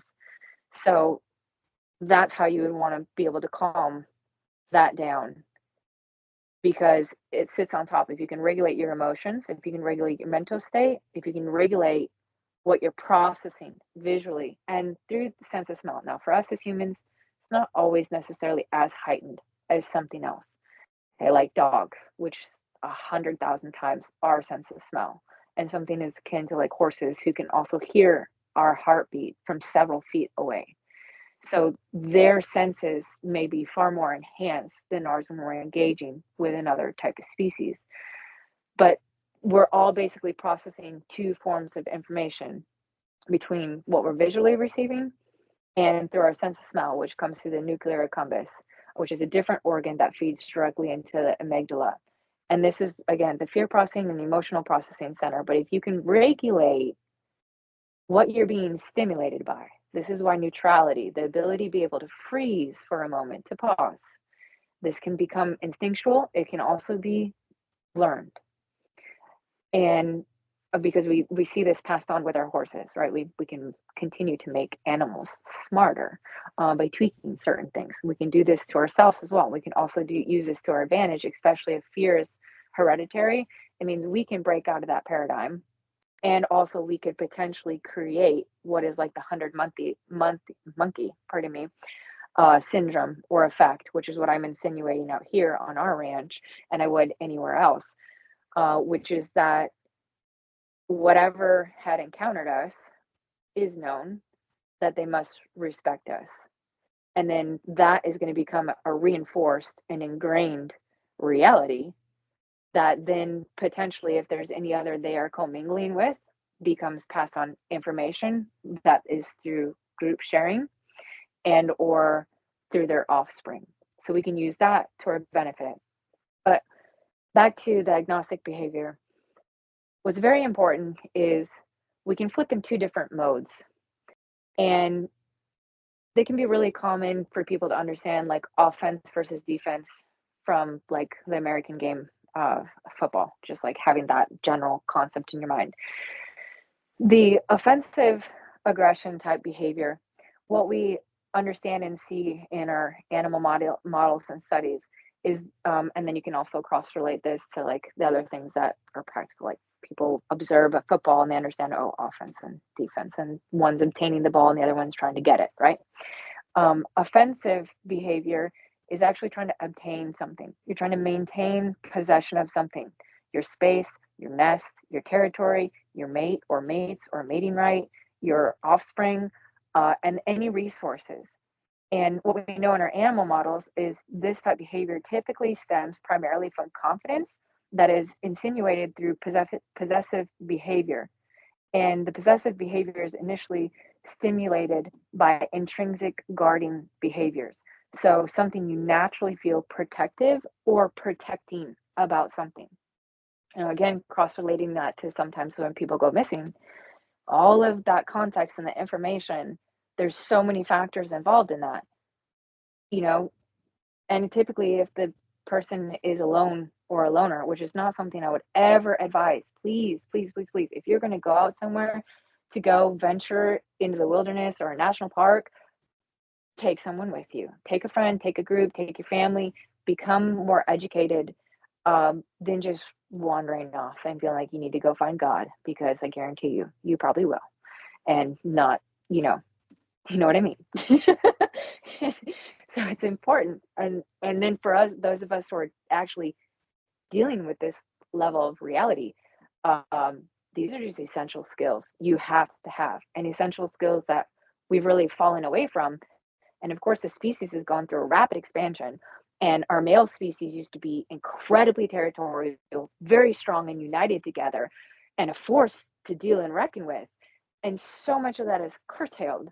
And now we have to correct that. We have to adjust that. It's good that the awareness is there. We need that, because that actually is what ties into the with offensive aggression, and why I confidently say, and theoretically, that vasopressin is directly tied to courage, even though we know it's antidiuretic, right? Because the reactions that are happening when we have a male mouse that is stimulated by a threat, whatever said given threat, because they went through different types of control models to see, are we still getting this type illicit reaction?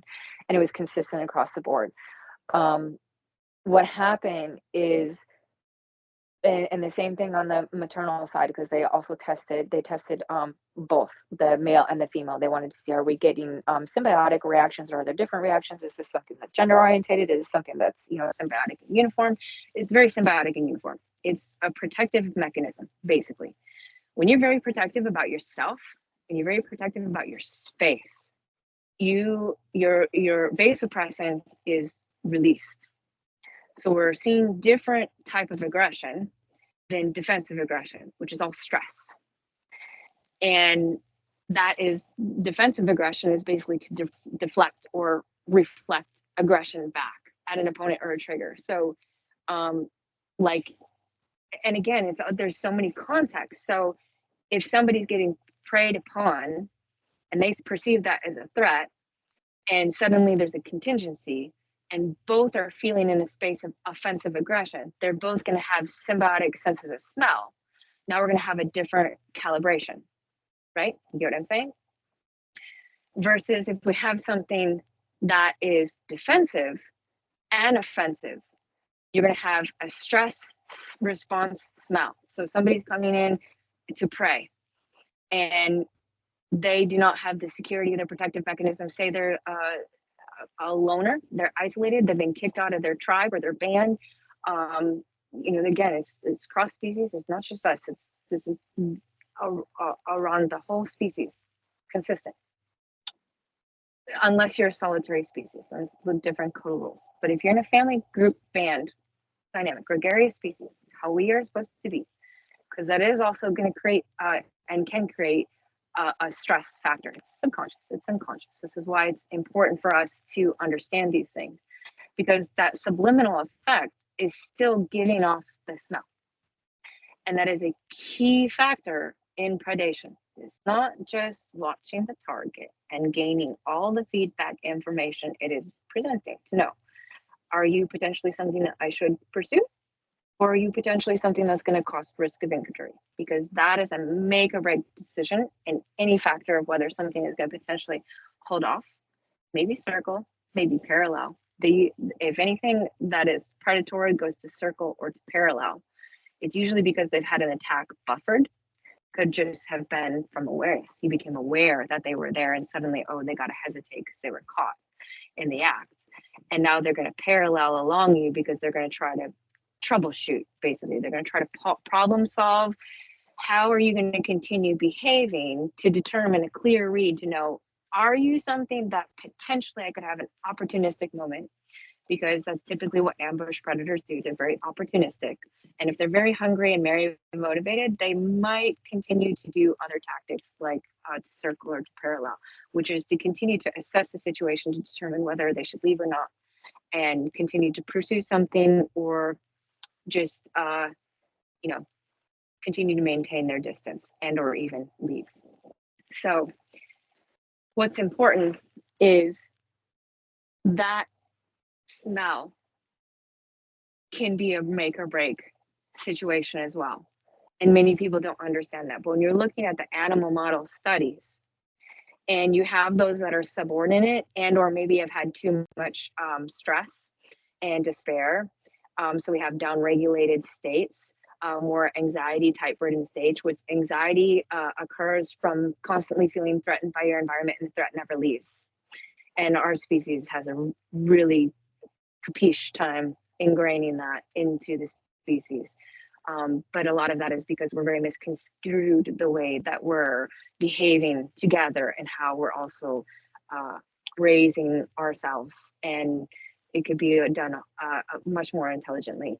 But in the rat and animal lab studies, because they've also done not just rats, but other mammalians, wolves, and prairie dogs, and cats, and all different types of things that I read on in all these experiments, which is beneficial what's coming out of the lab, because it's like, oh, we're figuring out everything biochemically and mechanistically and all this stuff, and things that I need to pair with my research that I'm doing that expands beyond the books of what I gained, and the stuff that is, the kids, all the undergrads are still, because you experiment, and then, that's how you figure out. That's part of your scientific, research. And what's important is when there was a natural guarding behavior, and this typically was of a dominant type within their group setting. So those who assumed more of a dominant claiming position. Doesn't necessarily mean you have to be invading, because evading, again, is also that is a very complex, can be very complex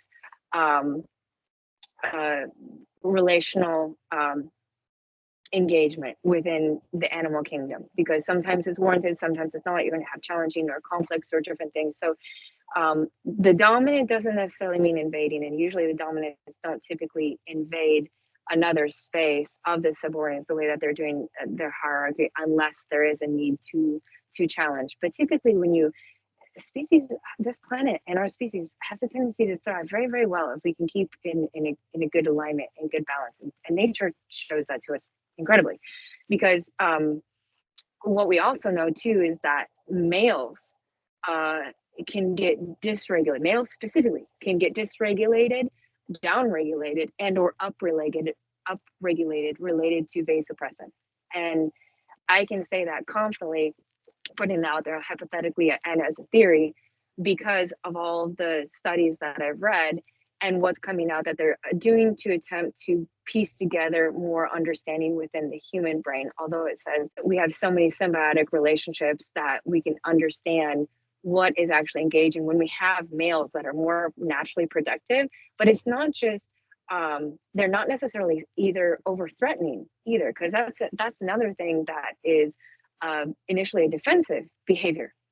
If you're constantly, and again, humans have gotten so askewed because we have kind of fallen out of balance with the way we're supposed to behave. And I think this is why sometimes, if you're gonna have truly adverse experience, like if something is going to try to prey on you and attack you, there's probably a lot of things that have lined up before that initial attempt, outside of an alternate context, because we're supposed to be an apex predator ourselves. Granted, we're not the highest up on the form because we're still omnivores.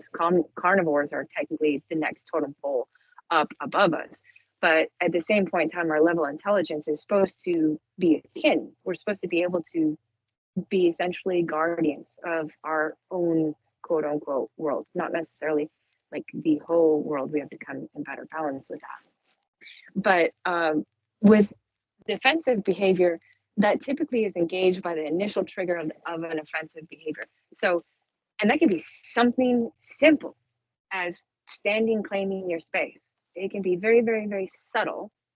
But if, let's just say in this case, like the dogman, if the dogman is coming to prey onto you and you stand your ground and you are broad shoulders, square shoulders, chin up, you are gazing directly at the target, please make sure you keep a fixed gaze too, because in predatory mode, or when you're meeting something that is going to potentially be a predator upon you, the first one who breaks glaze and looks away is the one that is looking for escape.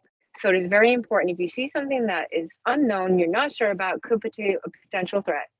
This is again where we have the wonderful benefit of all of the stuff and things that has happened in our technological advancements, being able to have replications of things that help us become more desensitized, so we can handle rather than feeling so overstimulated by the fear. Because again, the fear is also going to come off as potential stress, and or if you're initially defensive rather than offensive, it doesn't necessarily mean that you have to be taking an active engagement or you're going to go and attack or inflict harm. No, that's actually very rare in the animal kingdom, except for when there is a initiated conflict and challenging of interest. And typically that's just when, you either have what most commonly when males are combating each other in the same species, or outside of species when we're dealing with predator and prey type mode. But again, that's not all the time. There are a lot of things that lead up to that potentially being. There's a lot of things that are going to happen in between before that just may happen. Now, that doesn't necessarily mean you may be aware of that you're being stalked or you're being watched, especially if you're not in tune with it, or you're out jogging in the middle of the woods with your music on and you're not paying attention to your situation or your surroundings, which is not something I would ever advise anybody to do, because you absolutely need to be aware of what's going on. But the importance is, what happens is when we embrace courage, because that's essentially what offensive behavior is in a nutshell, to condense it more. And I'll again, I'm a person that likes to wash, rinse, repeat a lot of really practical knowledge, because it's kind of like a good teacher that's just going to tell you over and over and over again, but sometimes in a similar but different way, so you actually understand the vital importance of the message, which is that courage, when we embrace that, it upregulates, especially the males in the brain, especially in the deep center of the brain, the heart and the gut and your central nervous system, where we have receptors for it, but it's going to be primed in the brain first. So you need to be able to regulate yourself very well there. And then the courage, the vasopressin, is representing this sense of smell. And that's really important because that's presenting information. And then how do we engage? Those are things for next podcast I will continue on, because I realize, we're already getting up here quite a bit with the duration of. And in closing, on the defensive behavior, this is what most people default into. But defensive behavior initially is a defensive mechanism that is primed from stress and tension and is motivated by self-preservation. So you're basically trying to defend or deflect a real or perceived threat that could potentially create imminent harm, danger, or risk to injury, or cost or potential cost or risk to injury and bodily harm. So it's very instinctual. It's just like you're trying to expand enough of your own energy just to get out of harm's way so you can ward off an attack or deflect it or a potential injury. Predators also have this too. I mean, this is common interspecies modes of operation that we naturally have. It's just, how do you elicit the desirable type of reactions that you want to have if you were to have an undesirable type of reaction or situation that you don't want to have an adverse or undesirable reaction to or from, right? We don't want to potentially get in a conflict. Nobody wants to get into a fight with a grizzly bear or a dogman or anything else. We would prefer to have respect. If you have to draw the line, obviously you need to know how to draw the line. That's very important. There's a lot of things that could be avoided though, for sure, because just the way you present yourself. And I know that validated just through my own empirical uh, situation, through observation, what happened when that sense of smell showed up. And I knew immediately how to present myself, which then was to help ward off or away the potential threat. And I had obviously too laid down the ground rules before, which was that if you come as foe and you come and you're going to be a nuisance, you're either going to get intimidated and pushed off. But if, usually things come in very curious first, never very bold like that. It's very rare day that I have to deal with something that is very bold. But when you're dealing with something that also has the courage and the tenacity that is there, you have to meet them at that same level. And that's a learned skill that humanity has to learn, especially when the initial reaction and what you've been programmed, especially for myself, like I'm desensitized now to the terminology werewolf. But my close circle still, kind of heckles me. Why'd you join the werewolf project? There's so many more serious things in the world we got to be tackling. And it's kind of an inside joke in the werewolf concept now. I mean, but if you would have told me that as a kid, I still would have carried the same terror over, which is not to say that fear isn't real. Fear is a natural instinct and impulse that all of us will be bested. It's a natural startle response. It's what you do with that in the moment that is going to govern your fitness and level of fitness and who you associate yourself as in the animal kingdom. Because again, if you're a target of a potential resource acquisition from something that is going to try to take something from you and or you, then you have to make sure, how are you showing up for that? And that's why for myself, I've had to be very bold. I'm sure many people do not have assets outside or sentient, especially sentient beings that, just I consider my life, their life the same as mine in the level of respect. And what's important is I've had to show up for that. Not many people have that level of pressure. You can hide in your house. But what happens when you hide in your house, rather than show up at the window, it doesn't even have to be right in the window. I've done things before, especially when I've had knockings in my woods, usually electricity, because I live very differently and I try to raise my children very humble so we can navigate this world a lot better and very sound-minded. Electricity is out when the sun goes down and we use candlelight as need be, and which is better for our eyes anyhow. What's important is, and if not, for those of us, I mean, we have to have our screens too to communicate and to work. Make sure that we're supplementing and taking our antioxidants and things to help restore ourselves for the artificial damage we're acquiring, because the species normally doesn't operate that way, and we're actually stronger when we operate more in coherence, which is why years ago I said it's fire only at night. And if the lights go out, which is usually 3 or 4 o'clock in the morning, and if there's disturbances in that time, whether or not the candles are out or not, I will light some more. And what I do when I'm up, because I'm usually an insomniac only with the moon, but that is very typical of our species. It just means I get more work done, or I have more meditation and spend more time in prayer, and especially for the world or different things that I'm reflecting on, or sometimes I have craft that show up or I'm communicating or whatnot. Utilize it wisely. And that's how we're supposed to. Or for traveling, when we used to be tribal, we would use that light to travel at night and be, sometimes we wake up and we feel very energized. Work out, do your intense exercises during the time, and you're training yourself in your body.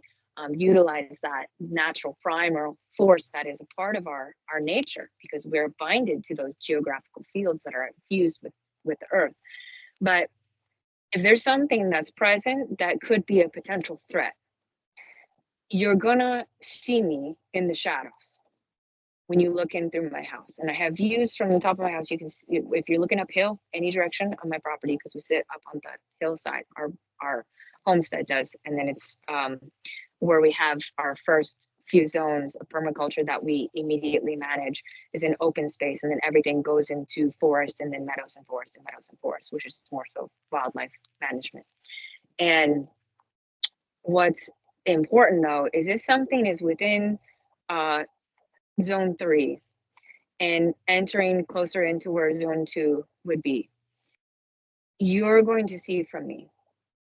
And if you're making a disturbance, and what you're going to see, because even coyotes, they already know it, and they are very quick learners, and all animals are, as long as you know how to understand how to present yourself in a primal format. Many things that we get trained out of because of our current culture, which is just a relearning. We just got to go. Like, we can still have modernizations and convenience and things. That's fine. We just have to mitigate it, especially the rapid advancements we're making. But we need to bring back a more balanced homeostatic relations, especially this reality. We already know it's not going to go away. If anything, it's probably going to continue to increase itself if we're getting coordinated to allow more propagation. And that means we got to show up better. Because what's really important is when you present yourself. So for myself, when there's a disturbance in the environment, and our ancestors used to behave this way, right? Only a prey will hide. There's a disturbance, and it's a potential threat to you, real or perceived. The automatic reaction of a prey is to run and flee. Now, of course, not all prey animals either respond to that. Some of them respond more to the approach behavior, and they have more courage and confidence in the base present, that we're understanding how hormones and how our physiology and all these different reactions are occurring with us, because we want to know as humans how to understand our world and our reality. When we have that engagement, we're drawing the line, or at least presenting we're going to draw the line. So for me, if you see me and I'm watching you through the window, that's the first thing before I get night vision. Because again, having the X factor and being very blessed for that, and that also carried along in my offspring, I have enhanced vision, especially at night.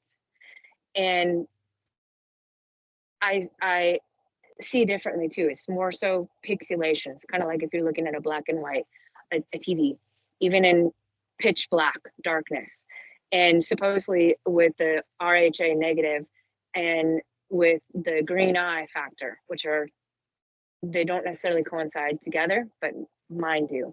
What's really important is that we can be empowered. I reckon that's what I want to leave this message at. I know I've talked over, but I just appreciate being able to connect with those who have had similar experiences and or who are interested in it, because you do need to have real life skills in the field, or whether that is your actual realities. You know how to navigate and handle these trajectories better in a way that you're not going to be threatened. And that's for myself. Like, again, I have layers and levels. The way I'm going to show up, which is going to present myself to make sure, are you actually going to be a threat? Do I need to follow through? Things we can get into again in another podcast, because there's been lots of things that popped in my mind that I think will be wonderful to talk on. And I'm just very thankful to be a help. And I appreciate being here and a part of the project. And I'm so thankful, Kenny, that you've invited me to be a host of the podcast to help get messages out and to continue to create that as a positive ripple effect for the project, for those who have had experiences with Dogman, for those who are interested in lycanthropy, for those who may be curious, and also outdoorsmen or adventure women who also want to still go enjoy the national parks and go camping, potentially even maybe join the project and do more field investigation and research and collecting data. For those who have had homesteads or ranches or properties where they've had active encounters and engagements, and how do we show up for that, so that way we can make sure that we are empowered and in control of the situation, and not the ones who are being primed to be consumed. Boom. Excellent stuff right there. Never apologize for great knowledge, my friend. Sharing excellent stuff. I do appreciate you. I was just a tad bit discombobulated this morning. Didn't get my electronics fully charged up the way I really need to. I actually am going to be charging all my stuff up now as I finish up, linking up with you, my friend. Anytime you have time, no pun intended, to come on and talk with me, definitely let me know. You have the easiest way to contact me, and all you need to do is just give me a little bit of a heads up, and I will always have time to schedule you. I will try next time to get out of my coffin earlier, but I was out till like almost 4 this morning editing. You're amazing. I appreciate it, Kenny. I really do. It's not a problem at all. I was running a little bit late myself with the dogs, and then also wanted to take a quick sound bath to just purify my energy and my tone and make sure that I took a moment to pray and, put intentions out there for the general collective and those who are going to, find their way to this podcast and listening to it and being able to gain some real life value to it, as, well as the entertainment side of things and learning about, what is lycanthropy and the stories and whatnot. And it's all good. I have to do the same thing too. I intended to charge my stuff up as well, which gave me a warning a while back, and I was like, geez, we'll be better prepared. But Yeah. I'm so new to all this stuff, and I appreciate it. No, definitely appreciate you, my friend. And no, my iPhone, knock on wood, has pretty good charging power. My Samsung tablet, which I do everything off of both of those, but then I have a 7 or 8-year-old Chromebook that, even though it tells you have an allotted amount of time frame left for your life battery, I definitely feel like it is a lot quicker than it's telling you, but it is what it is. I hear you. It's a blessing too. We've got the technology nowadays. I mean, I'm sure you're like myself, where we just witnessed the amazing transformation that, now we can have this technology to actually do these things, and it's just incredible.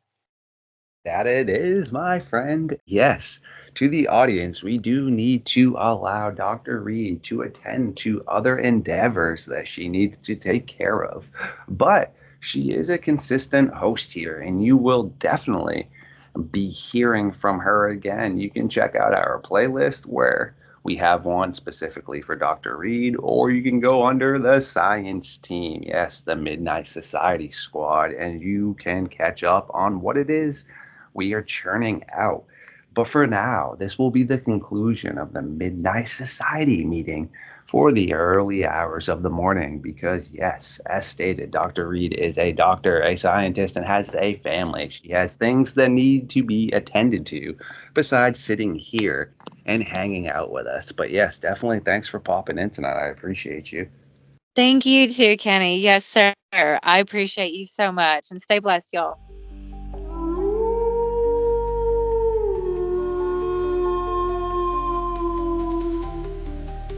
Ooh, my creatures, thank you for tuning in again for this episode. If you do like our content, please comment, subscribe, share it, feed the algorithm, and tune in for what's coming up very soon. See you on the next one.